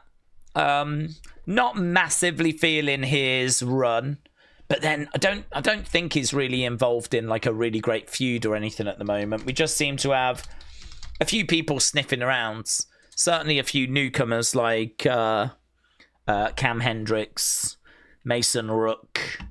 We'll have to see kind of who appears as a challenger. Might be able to get that sorted next, actually. Right. Imagine if there was a WWE World Cup. They did it. They've done it, yeah. I'm surprised they're not doing something like it again, because they normally like to do it at this time of year so that they can sort of capitalize on all of the social media chatter around the World Cup. But they did it back in, I want to say, was it 2018? So it wasn't the last World Cup. It was the World Cup before that. They actually did a tournament World Cup thing. So yeah, they have given it a go before to try and capitalize on the buzz. But yeah, it was not good. It was not good. Days, it seems like WWE still is got rematches for former champions. Look at Jade, she gets a rematch. Sammy gets a rematch both times when he lost US title. I think Dom gets a rematch as well. Well, there's no written rule that you get a rematch. So, you know, it's... who was it that... I can't remember who it was that just spoke to Adam Pearce the other day, and he was like, we don't do immediate rematches. So there's the old rule was that we got rid of like automatic rematches. We don't do them as an automatic. The truth is though that when you're in a feud, we do end up still getting to them because, you know, we're in a feud. So yeah, I mean, it just comes down to what creative want to do, isn't it, really? Wrestling Russ said, Days, good day to you. This is for a new beanie. I got another one here. I just never wear it, to be honest. I do need to kind of mix it up a little bit. I do just constantly. I tend to wear this one, take it off, pop it here, and then I just always tend to grab it first. So, Wrestling Russ, thank you, my friends. It will go to a new beanie fund. You've probably that's it. They're not that expensive, are they, to be honest? Rapture said, Days, something NXT does better than main roster is being able to have anyone in the mid-card go to fight for a title at a more regular cycle, even though NXT wrestlers have got less experience, says Rapturous. Benito said, Days, my sources tell me that Carmen Live is going to drop some imminent jaw-breaking news on the future of ARW Pro. Well, he always tends to pop in at about past, doesn't he? So probably got another half an hour until we hear from the man, the myth, the legends. He will be with us. He is always with us. I don't know what he does. I don't know why he always joins us so late. I don't know what he's off doing on a Tuesday. But, yeah, he should be joining us. It's normally with, like, half an hour to go. I feel sorry for the players that are going to have to deal with that heat. God, I feel sorry for them after what I flipping experienced today. I feel sorry for them. It was so hot here in the UK. I mean, we broke a record, apparently, for May. I think it got to 35 in London. And it was just, there was no escaping it. Like, every room I went into was hot. And if I went upstairs to try and go to bed, it was even hotter because heat rises. So, like, it was hot downstairs, but I went upstairs and it was worse. And you go outside thinking there might be a breeze. There was no breeze. And you're like, oh, there's just no escape. I can't escape this. Sucks, man. This country is just not built for real hot weather. We're not used to it. In recent years, we've been getting nicer summers, better summers. It's been getting hotter. It's, you know, it's... But, like, oh, my God. Yeah. I got a taste of what it's going to be like for those players in the World Cup. And, oh, my God. I'm struggling to walk around and breathe, let alone try and play a game of football. It's going to be a real factor, that is. It's going to be a real factor. Okay, Tony is in the ring. Let's see what Tony has got to say. There's a lot of young, hungry faces. Makes NXT a little bit unpredictable.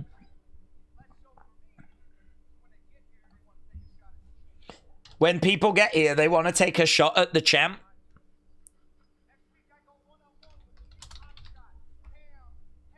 Okay, next week he's taking on Cam Hendricks.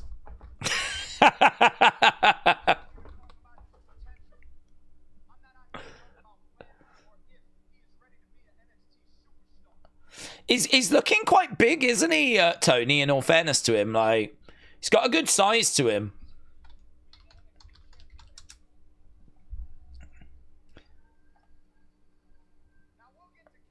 We'll get to Cam.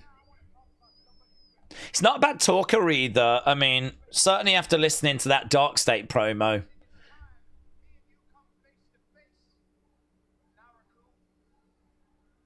All right. All right, we're bringing out Naraku. Okay, yeah, I'm not down on this. I'm not down on this at all. I'd actually momentarily forgot about him. Here comes Naraku.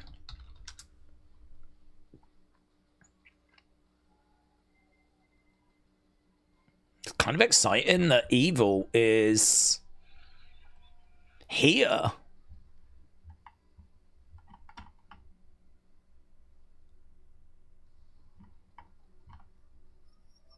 In NXT. He looks great as well. He looks great.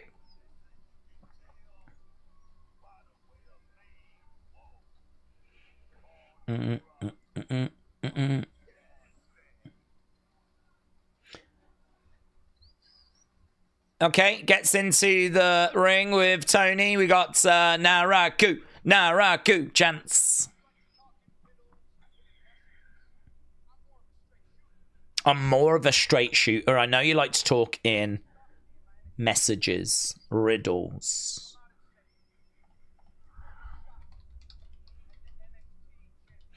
You want a shot at the NXT Championship?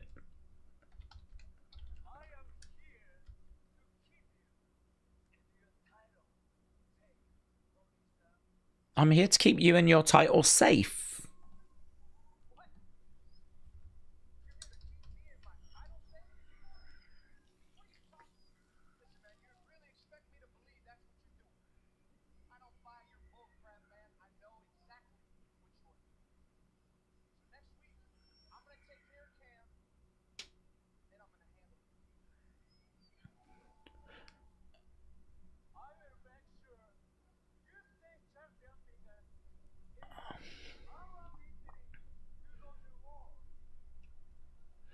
I'll make sure you stay champion because it's our destiny to go to war. Here's Cam Hendricks.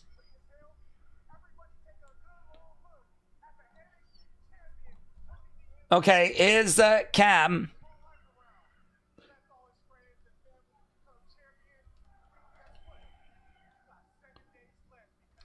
Cam's making his way down. They're really pushing Cam Hendricks, aren't they?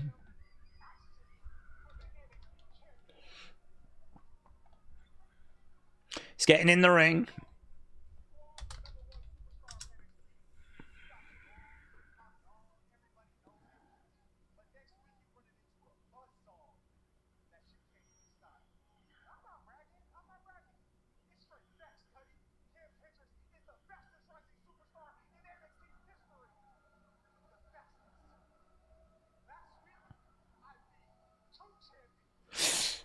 Not loving his promo, you know.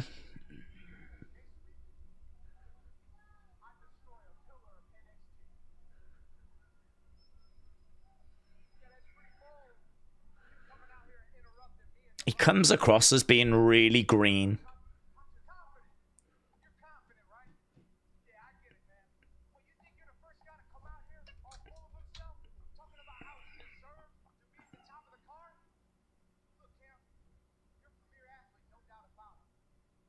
I feel like Tony and Naraku let things breathe. They're sort of in the rhythm of everything. Everything feels right. Everything fits quite nicely. The rhythm's good. They sort of get animated when they need to. They talk when they need to. They're in control. With Cam Hendricks, it's like blah, blah, blah, blah, blah, blah, blah, blah, coming out, just talking, blah, blah, blah, blah, blah, blah. You know, I mean, there's some performative aspect to the delivery, but it is more like I've been told to say this, I'm just going to get it said. But he performs it better than I think Izzy Dame does.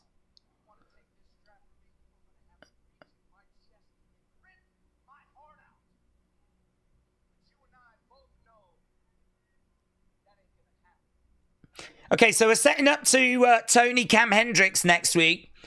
Oh, Naraku stops Cam from hitting Tony from behind. Cam gets knocked to the outside. Naraku said, I'm going to keep you safe.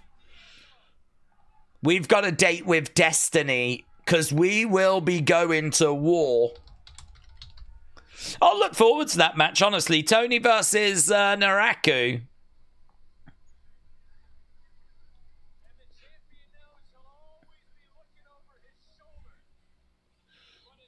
Okay.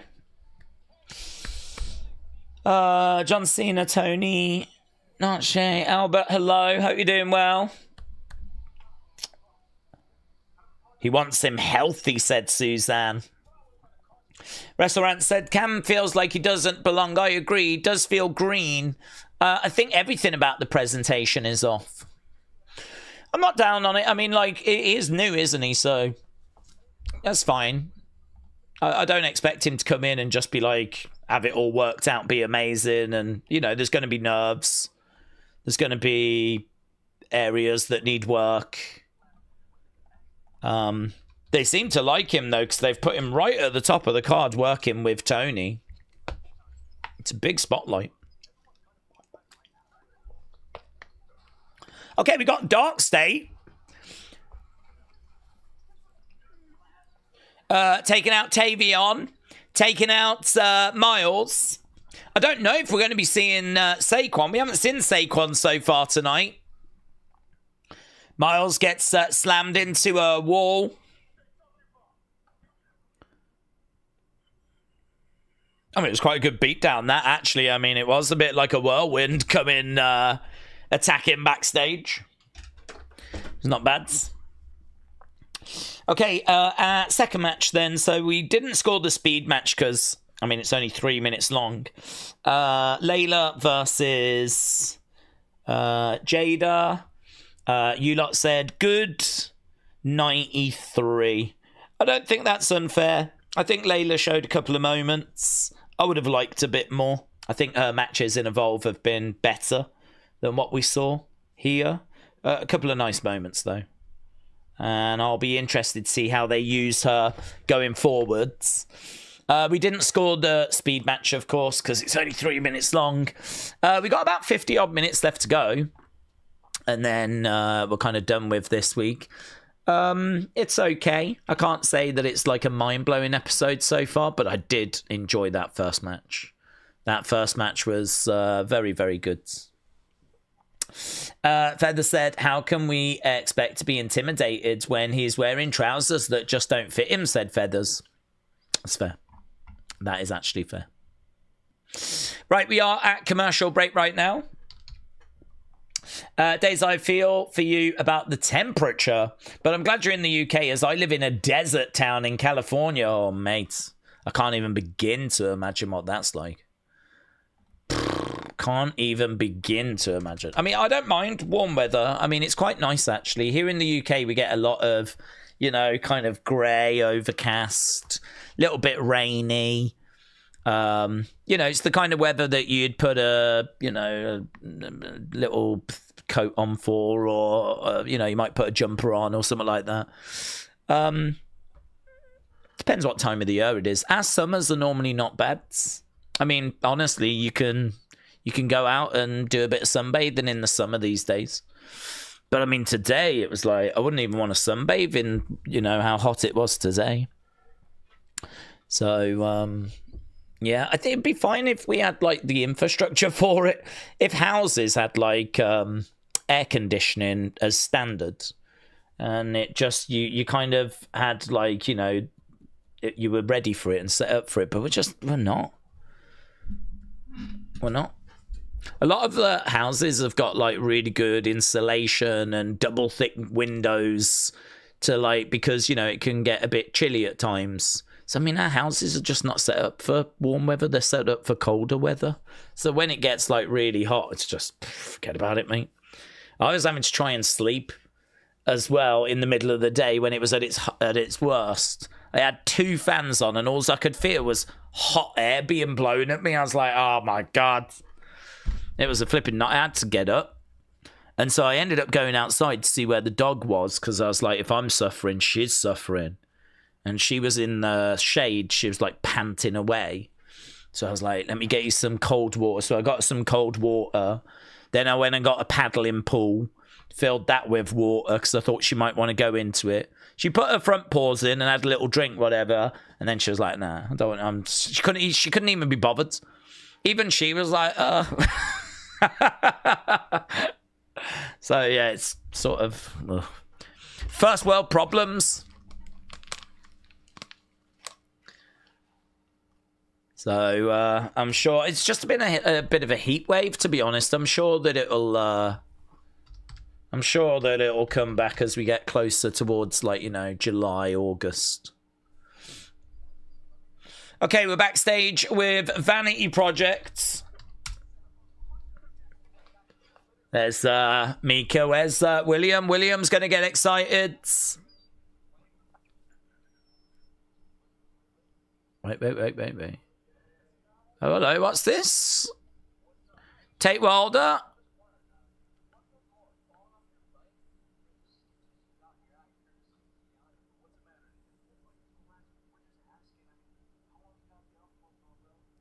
Bro.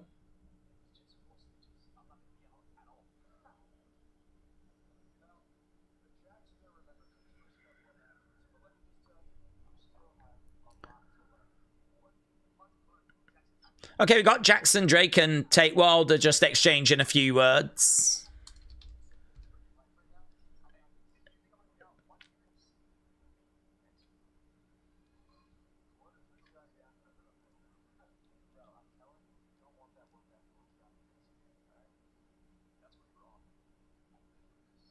I live for this, says Tate. So Jackson, Tate on a collision course. I did like how he stepped in front of Mika and he was like, I am literally saving your life right now.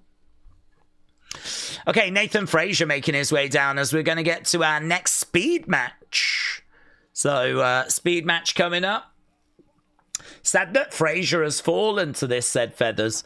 I just don't think they've got anything else for him at the moment. I don't think this is, like, you know, where he's going to be. I think it's just like, we haven't really got anything for you. You can go off and do this right now. I agree. I mean, it'd be better to see him doing something a bit more constructive. But here we are.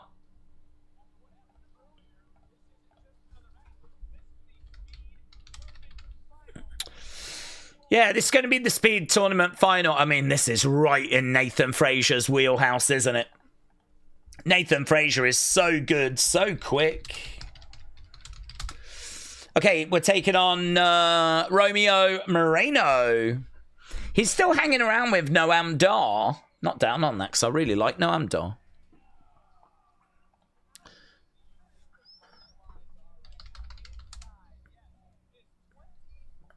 "23, and he's got 7 years experience. I don't mind the little information boxes there. That's okay. Jackson Drake gives me Christian vibes, says Pats.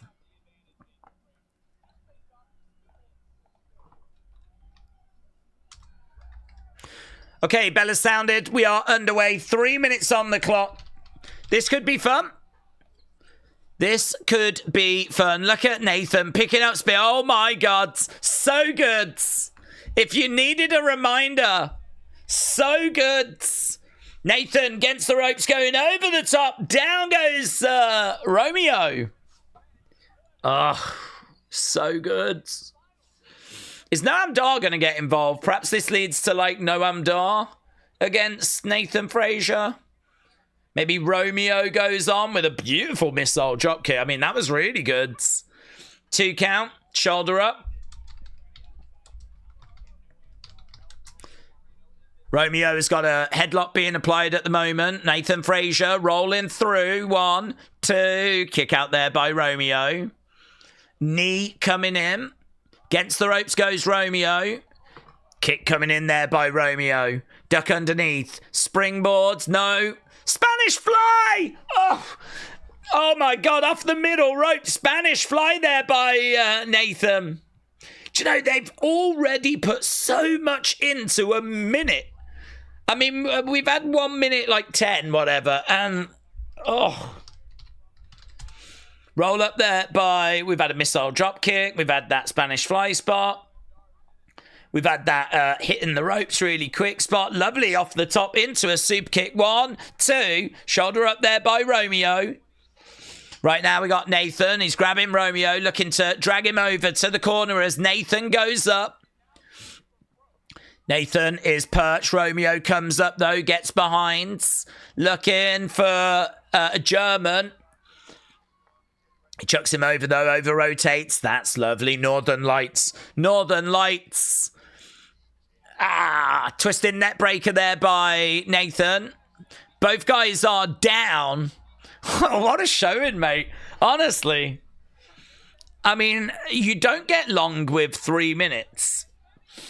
You could definitely make an argument that it should be like 5 minutes, but geez, they fit a lot in. Big boot there as Nathan goes back, goes for a shot. Romeo sliding down, taking Nathan to the outsides.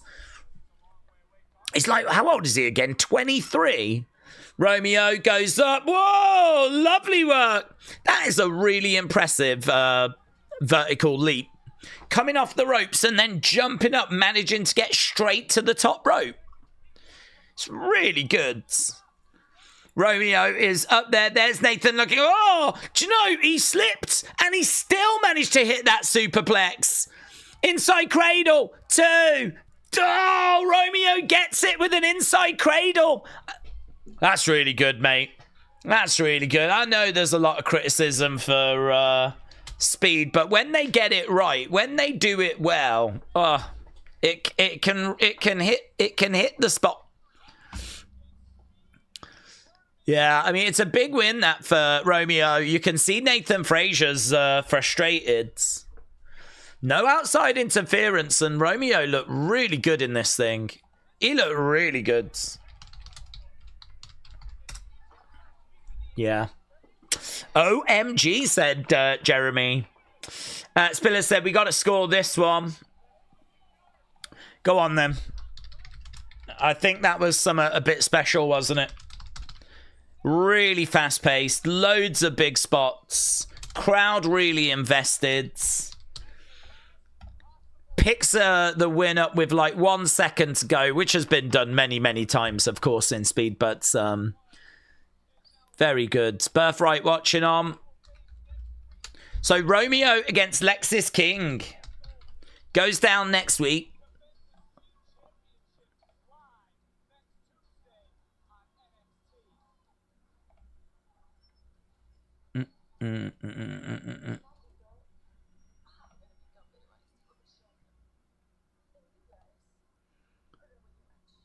Okay, we're just seeing Izzi Dame. We got just over 40 minutes to go.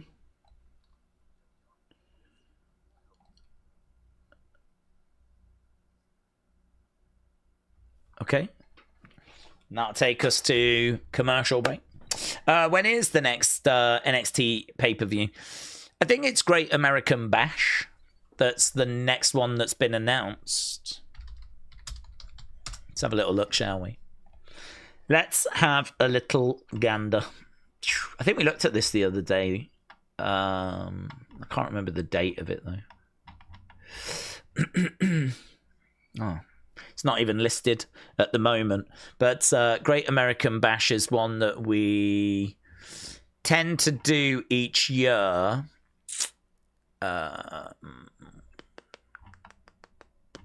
Last year it was July 12th. July 12th.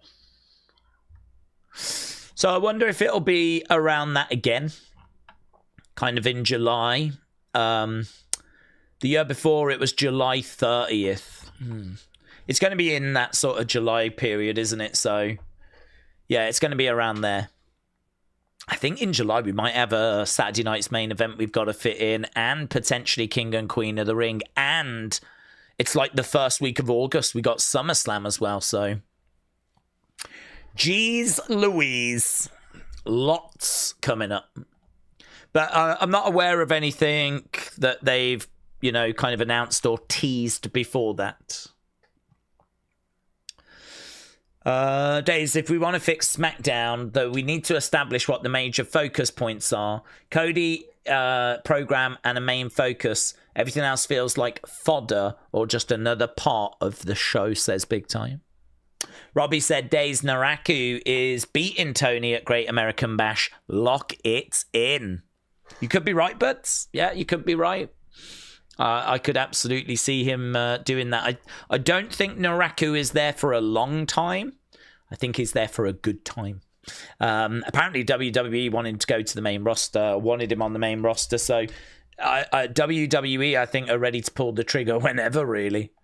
I don't think there's too much hesitation on their part. It was more, if the dirt sheets are to be believed, it was more Naraku that wanted to go there so that he could adjust and acclimatize and sort of get his feet under the table. I think it was a really good move on his part. The other thing as well is it's less traveling around, isn't it? He doesn't have to travel around so much. So he can absolutely just sort of work at the PC, stay in Florida, kind of get himself settled, you know, spend maybe a bit more time with EO now that he's over in America.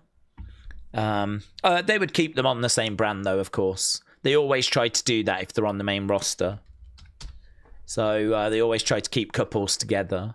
But I think it's a pretty good move on his part to go to NXT first. Got, you know, Performance Center. You can sort of get introduced to people there. It means even when you're on the main roster, you can always, you know, go to the PC and you've got connections, you know, people that are there and, yeah. So I don't think they're going to keep him in NXT long. Apparently it was him that wanted to go there. William said, once you move to Florida, you and I should hang out on the beach when I move to Florida. Well, I don't have any plans to move to Florida, but if I was going to move somewhere other than the UK, I think it probably would be Florida. But I don't know, man. I don't know if I'd be allowed. I'm not sure on what the rules are or whatever. I'm not looking to, though, to be honest. I'm quite happy. But I do like Florida. I got a real soft spot for Florida. There's loads of great places to eat. The weather's hot, but, you know, I feel like the country is, that state is used to it and set up for it. But it is good. I've always enjoyed going. Okay, we are back from commercial break and we are just seeing Italy.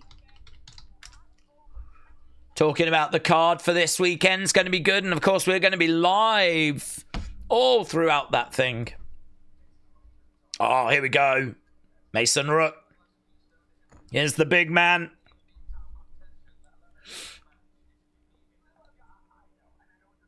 I know what you're going to say.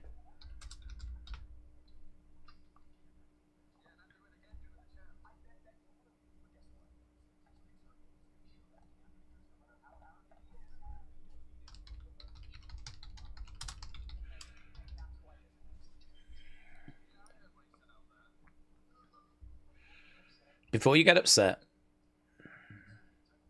you could still be in title contention. Let's see how next week pans out. Oh, here's Naraku. Oh, I'm here for this.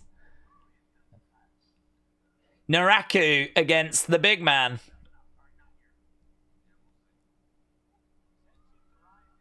I'd like to see that. I'd like to see that. Naraku against Mason Rook. Okay, here's OTM. Not really too bothered by this. Oh, perhaps I'm not going to have to worry about it. Shawn Spears with a chair taking out OTM. Okay, it might not even be something I have to watch. Oh, Niko's not too impressed, actually. Niko's frustrated. That's interesting. All right, well, there we go.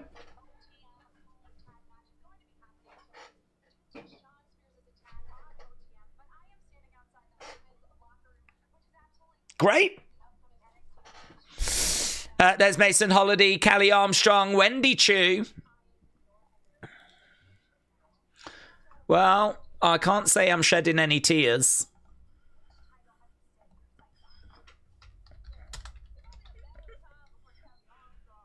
Oh, there's Nikita. PJ Vassar. I didn't see. Oh, there's Thea. I haven't seen Thea in a hot minute.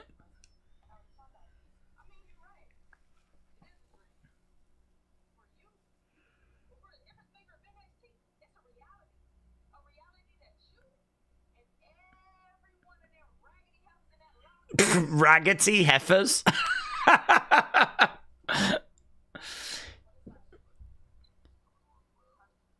Raggedy heifers.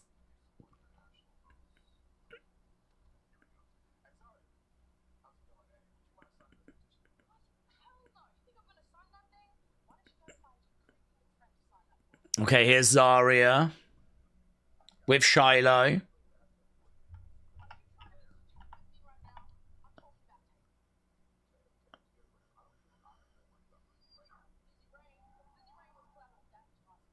Lizzie Rain was collateral damage. Lizzie Rain's looking for her, actually.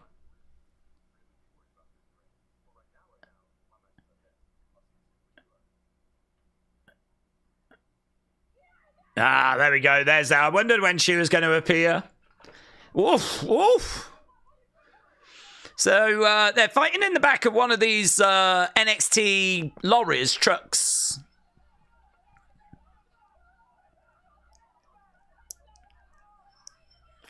Well, she managed to get a couple of shots in.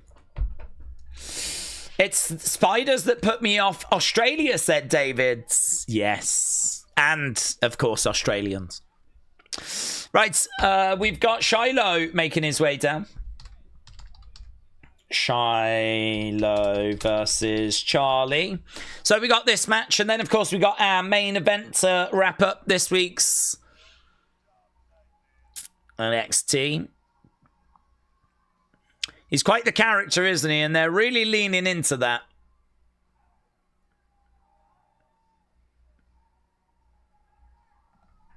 Shiloh making his way down to the ring then. Shiloh for Mr. NXT sign. Days, if you did move to Florida, what are we going to do about gators and hurricanes? I think the bigger question is, what are they going to do about me? Yeah? They're not a threat to me. I'm a threat to them. That's the mentality you've got to have if you move to somewhere like Florida. Shiloh in the ring then, screaming out at the crowd, and Charlie Dempsey just standing there getting ready to get this thing underway. Bell has sounded, and that's what we're doing. So we're underway. I don't think they're going to give this match tons of time, but it's always fun to watch Shiloh.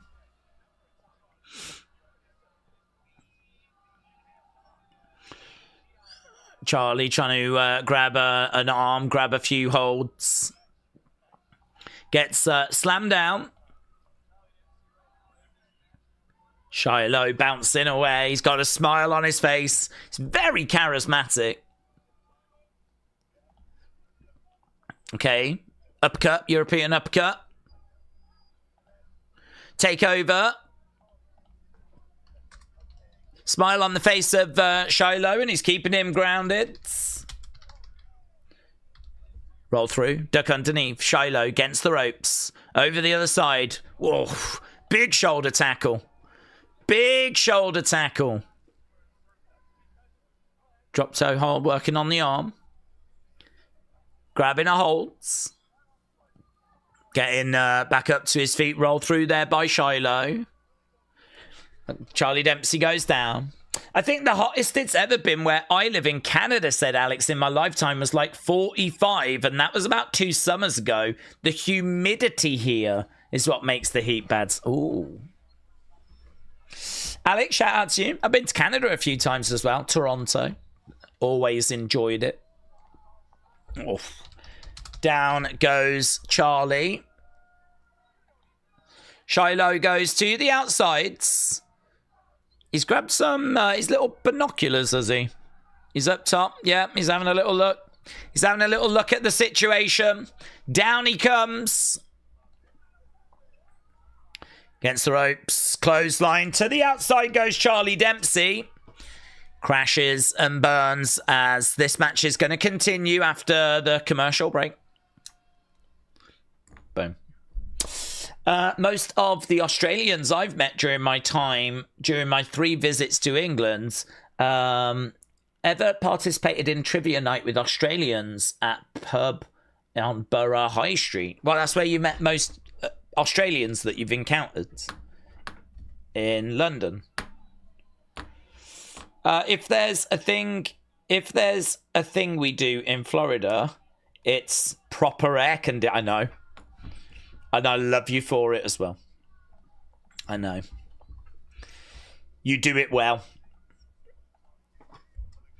Okay, right now we're still underway with this thing. I think we're at commercial break, but I think because it's a match, we're staying with the action on Netflix. You're not... Oh, it's going to die a death, though. You're not really missing anything. Right now is Charlie in control. Just talking about all the people that have trained Charlie Dempsey.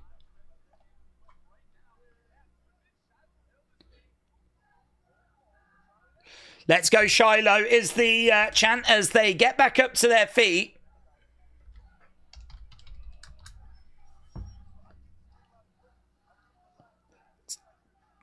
Let's go, Shiloh. Let's go, Dempsey. Let's go, Shiloh. Let's go, Dempsey. Big knee coming into the midsection. Big uppercut coming in there by Charlie. Looking for a suplex. No joy. Charlie. It's back and forth at the moment. Oh. Yeah, shoulder breaker one. No joy.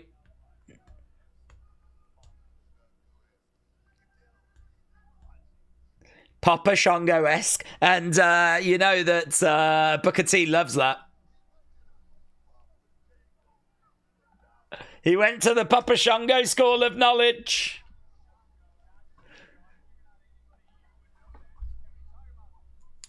Okay, right now we've got Charlie going over the other sides. Lovely back elbow there by Charlie. Big Time said, with a few more weeks, I do feel like the new faces will find their footing. Still need to work on characters, but I'm familiar with them via the TV time. Good. Good. Gut wrench there by Charlie. Looking for a cover. Got the fans singing, Shiloh, Shiloh, Shiloh, Shiloh.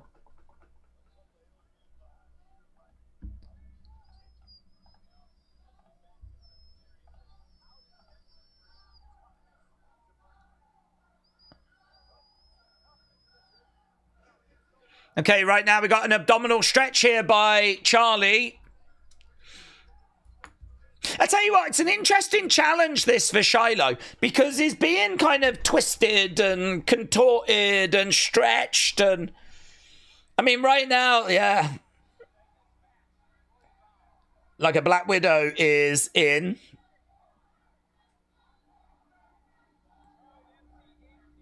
I think we got birthright sucks chants that have broken out from the crowds. That seems to be upsetting the members of Birthright who are around the ringside area. Big shots coming in by Shiloh. Charlie in the corner. Ooh, bounces off the corner and throws a big forearm in the direction there of Shiloh. Okay. Butterfly suplex. Now he's looking to work on the arm. He can't quite get the arm at the moment, but he manages to get it. Right now he's in control as Shiloh is down. Shiloh. Oh, that's lovely. Powering him up, slamming him down, breaking out of the holds. They're doing a good job here of making me believe that he is having to work really hard to sort of just get Dempsey off of him. Fans are making a bit of noise. I wouldn't personally have had Shiloh looking quite as technical in this thing. You know, they've sort of had him reversing Charlie Dempsey a bit, and I'm not a fan of that. I sort of feel like that's what Charlie Dempsey is really technical. He's not the most charismatic, he's not the strongest, but he is one of the most technical. Don't really like seeing him having his moves reversed. But Shiloh in control.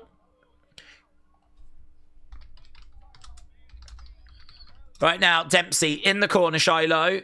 Charging in, big boot. Carmen, hello. Days I didn't attend. Oh my God. ARW Pro at the Maria Reiner Center. Oh my God. Absolute fake fan. I stayed at home to watch Saturday night's main event, but that was the right call. That was the right call, buds. You looked at ARW Pro, you went, nana! And instead you stayed in and you watched a bit of WWE. That was the right call. Forget indie wrestling, it sucks. Yeah? Sucks. Instead, stay in and watch a bit of Saturday night's main event. You better not be going out this weekend. There's lots that you need to be watching this weekend. We got AAA. We got Clash in Italy. ARW Pro will be fine. Just let them get on with it. Okay, right now we got Dempsey down. We got... whoa! Pin there! Shiloh gets it.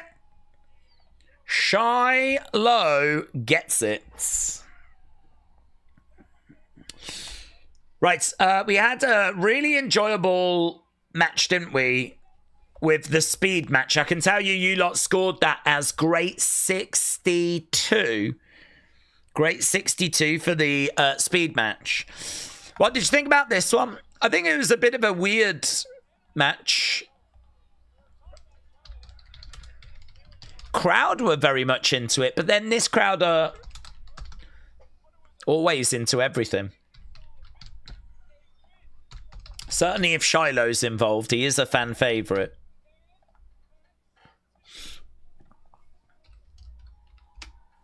Okay, Shiloh picking up the victory. Is Tristan coming out? Here's Tristan. Here's Tristan.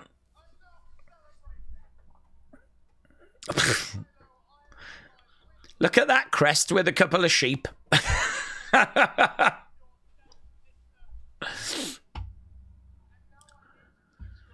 It's because his family are shepherds, aren't they? Got like loads of sheep or something, and that's on his family crest. I have conversed with our GM.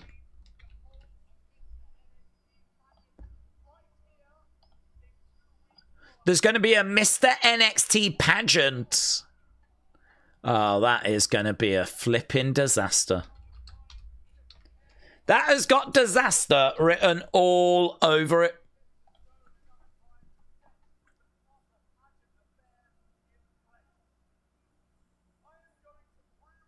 I am going to prove to you and all these pillocks.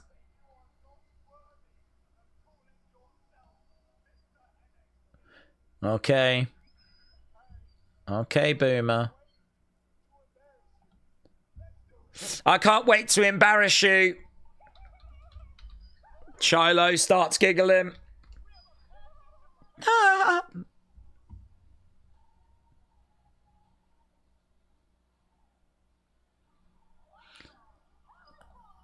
All right. Izzy's not happy here with Shawn. I was just trying to do the right thing.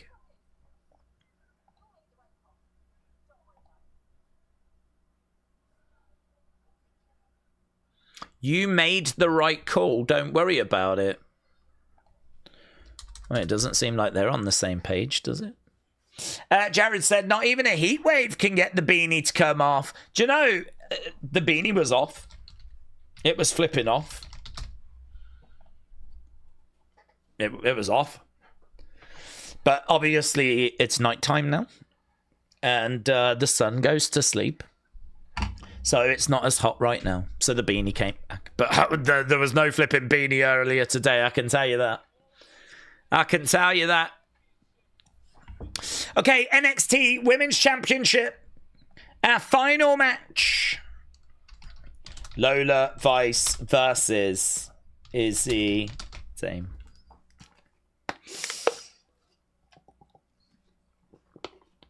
William said Daisy's clearly anti-women. Yes. Oh my God. How many times do you have to go through this? Yes. Finally. Oh yeah, flipping Club... Anyone a member of Club WWE yet? Join the waitlist now. Commercial break. There's one reason I didn't attend ARW Pro is because my sister and her boyfriend went to Saturday night's main event with Nick Diamond and his girlfriend. Well, I love that for them. I don't really understand. I mean, could no one... Are they the people that take you to ARW Pro? Why didn't you just leave it as... I didn't go because I wanted to watch Saturday night's main event? That was fine. You didn't need to add any more to it, right? That was fine. We'd already accepted that answer. In fact, we even applauded it. So, do you know what I mean? You'd won. The more that you keep going on and explaining it, the more it seems like you didn't go because your sister is maybe the person that normally takes you. So it's not that you wanted to watch Saturday night's main event. It's just that the people that normally go with you went there instead. Am I reading this right? And if that's true, I'm sorry, but it does not paint you in a good light, Carmen. It does not paint you in a good light at all. I am taking that applause back and any praise that I threw in your direction. Gone. Yeah. Sometimes, Carmen, when we play a game of roulette or blackjack or poker or so, knowing when to get out, knowing when to leave the table, it's a very important life skill. Yeah. Get out when the going is good. The going was good for you, but you just had to keep going, didn't you? Yeah. There was just something in you that was like, I can't leave right now. I'm going to add that little bit more. And it's backfired. It's really backfired. Because now I just can't look at you the same anymore. I've given you a lot of praise. And in front of all of my friends, I feel like you've really embarrassed me now. And that's a shame. That's a shame. I don't know what you was hoping to achieve with that comment, but it's really backfired.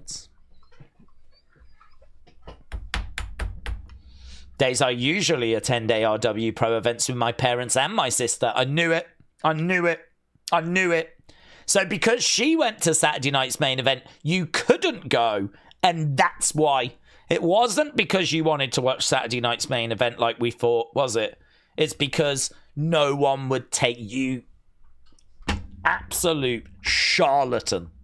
Yeah? You're a fake WWE fan. That's what you are, Carmen. I'm angry. On behalf of TKO, I'm livid. Yeah? You've really let them down. Don't you know they need your money? Yeah? They need your views. They need your money. Why don't you ever think about TKO, Carmen? Yeah? Are they a joke to you? Are they a joke? They're a lovely organization just trying to bring joy to the world. That's what they are, yeah? Lovely folk just trying to make people happy. Oh, but not you. Not you. No. You want to go out for much. You want to support local wrestling. Oh. Yeah? You think you're better than us, Carmen? Is that what this is about? You think you're better than us? To be honest, this took a turn that I wasn't really expecting, but I just sort of kept going with it, and I don't know where I've ended up. But I'm not against it. We're at commercial break. I'm quite happy to explore this conversation. But I'm leaving it now.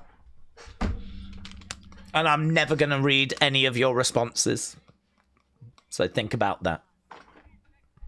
Right, Tony against Cam Hendricks next week for the NXT Championship. Also, Lizzie Rain takes on Zarya next week as well. That's all happening. That's a thing. That's a thing. That'll be good. I like Lizzie Rain. We got a tag match. Miles Bourne and Tavian taking on Dark States.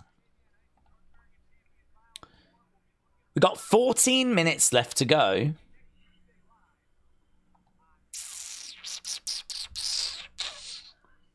Here's Lola.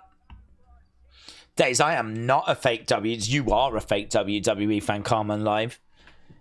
In fact, if you look up in the dictionary fake fan, there's a picture of you. How'd you feel about that? Hey?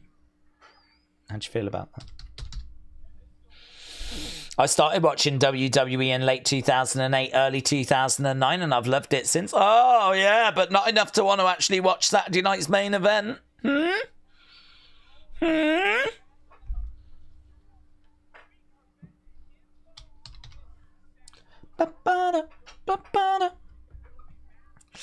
Okay, Lola in the ring. Days, I heard Nikita Lyons has got a crush on you, said Benito. It's understandable. I'm shocked you're shocked. Okay, Lola in the ring with Izzi. We ain't got long, mate. We're like 13 minutes. We've got about 13 minutes.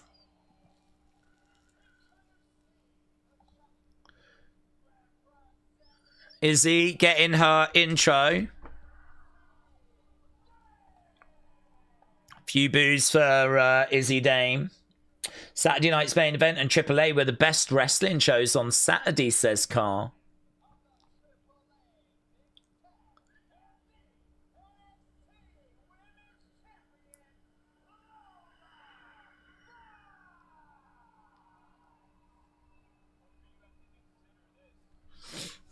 Okay, Lola Vice holding up that championship.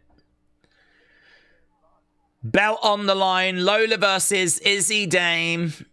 Are we going to get shenanigans? Props. Here we go. Belt has sounded. Lola locking up with Izzy. Izzy with a shot there. Driving Lola back into the corner. Driving her shoulder in. Carmen said, do you remember when NXT was a reality competition? I do. It was not as good. Kick coming in there by Izzy. And again, Lola down. Lola has grabbed... Oh, stomp coming in there. Up on the shoulders.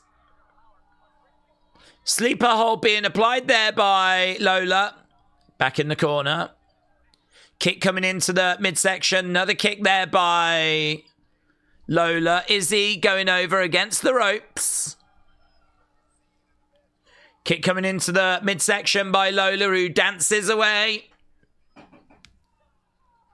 Another kick to the midsection. I sort of feel like the crowd, are they doing their own thing at the moment? 1, 2. I feel like the crowd are a bit disconnected from the action. 1, 2. 2 count. Shot to the midsection there by Lola. There we go. Now we got some Lola chants coming out. Against the ropes. Oh, lovely kick coming into the midsection. Get up. Oof.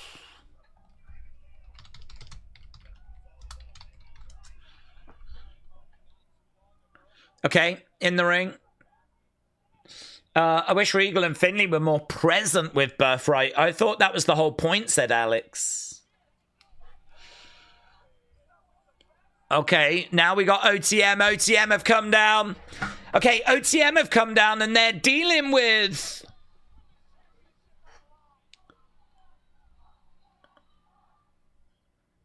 They're dealing with the Culling. Izzi has got a hand on her head. She can't believe that this has gone this way. This could be the end, really, of Shawn Spears being in this group. It could actually ultimately cost Izzi Dame. Over in the corner. Bang! Backbreaker. Let's go, Lola chance. Days Lola isn't really doing it for me, said Big Time. Yeah, but you hate Latinas, don't you? Isn't we said that? Didn't we speak about that the other day? You really hate Latinas. It's probably that. I love all women, so I think she's doing great. Lola goes down. Alex said, I'm kind of surprised they didn't do NXT Battlegrounds at the end of this match this year? This month. Month, not match, said Alex. Alex, I'm with you. I've got you. Robbie said, Latinas are the best. Big Time has not denied the very strong allegation that was just thrown out there. Days, if Shawn Spears is going to be out the group, he's more than likely going to transition to a producer, or maybe even his contract will expire and not get renewed. He's 44. Maybe. I really think they brought him in. I think he's even said they brought him in to just be like, you know, a bit of experience to support some of that talent that's coming through. There's no plans for him to be going to like main roster or anything like that. Maybe they'll put him with some other people. And perhaps he can still just sort of, you know, be out there with them. I don't think it's a bad idea. Maybe he's not the right person for it anymore. But actually having some experience that can go out there and, you know, be that support for young talent as they're kind of taking their first steps. You just saw it with, like, Layla and Natty, didn't we? I mean, you can't have your hand being held all the time. But I don't know. I think there's a role. There's a purpose. Big boot there by Izzi. Roll up by Lola. Kick out there by Izzi. Bang! Big kick. Down goes Izzi. Nice sell, actually. I like that sell. Yeah, that was nice. Dates the next ARW Pro Show I might attend is on the 13th of June. Or even the 26th of June. But I don't know for sure yet. Well, you should check to see if there's any TKO shows first. And get your priorities sorted out. That's my advice. Quick kicks coming in. Okay, Lola has got Izzi in the corner. We got 7 minutes left to go. Pop, pop, pop. Looking to charge in. Bang! Collides into Izzi. Against the ropes. Oh, big boot there by Izzi as she comes out the corner. 6 minutes to go. Oh, my God. Drove Lola down. Kick out there by Lola. Okay, we're going to end the poll for that last match because this is going to get really confusing. Lola is doing good as NXT Women's Champion and AAA Mixed Tag Champ. Says, I think it was that car? Yeah. Izzi over against the ropes. Okay, both women on the outsides of the ring getting driven back. And again into the ring posts. Izzi throwing Lola back into the ring. Stepping through the ropes. Okay, right now we've got Lola in the corner. Izzi in control. Still got those 6 minutes. 5 minutes. Elbows coming into the side of the heads. That was okay, actually. It looked like it had gone a little bit wrong, but she managed to get her down. She's trying to get the armbar in. Lola down with Izzi. One. Just a one. Oh, triangle. 1, 2. Oh. That's nice, like a waltz. Oh, that's nice. Yeah, she hasn't quite got it in at the moment. She can't get it in at the moment. Oh, she's sort of getting it, though. Still looks moody, doesn't it? Still looks moody. Lola screaming in pain. No joy. Kick coming in there by Lola. And again. Okay, right now we've got... Back up on her feet, looking to charge in. Big boot there by Izzi. After, straight into a kick. Went for a spinning back fist. Referee gets laid out. He goes down. Lola with a kick. Izzi clothesline, double clothesline. Both women go down. Everyone's down. Referee's down. Lola's down. Izzy's down.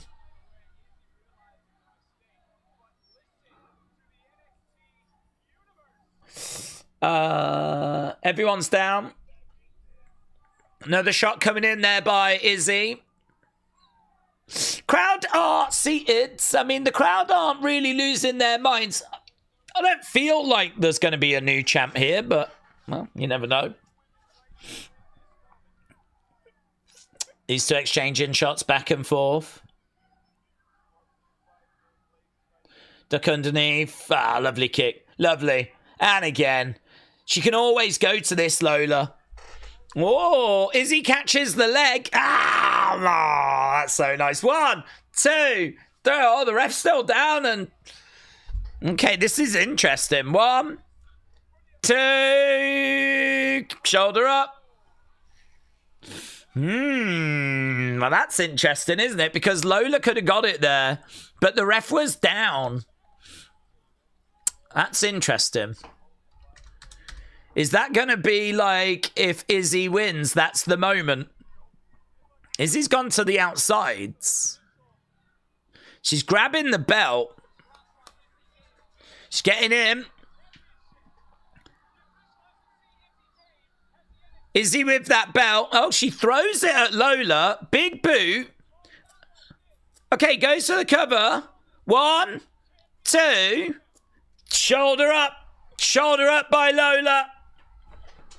Okay, so she had the belt. She threw it at Lola. Went with the big boot. Yeah, it was quite nicely done, that, actually. It was quite nicely done. That's definitely woke the crowd up. Like, they're really making some noise. And that might have been Izzy's moment, actually. Right there. Into a guillotine. Into a guillotine by Lola. She's trying to find a way of fighting out of it. Guillotine is in. No, she's trying to find a way of, like, getting her off. No, goes down. Both shoulders down. Kick out there by Lola. Misses with the boot. Spinning back fists. Ah, it's nice. 1, 2, 3. Lola gets it. Lola gets it. Yeah, not bad. Not bad. Got good at the end. It's funny, isn't it? Because, like, when a match has got, like, 13 minutes to go, whatever, you kind of like, ooh. It's not loads of time for a championship match, but still able to really do a lot with that time.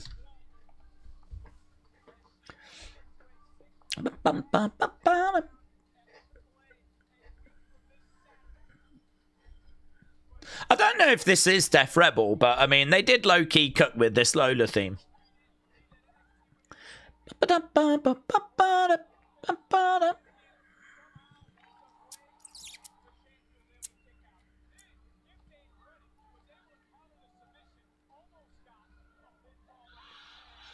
I love the position in there of Lola. I really love that. I love the fact she was able to get out the way. She's sort of waiting. You can see the bit where she's like trying to size her up and then she can go straight into that.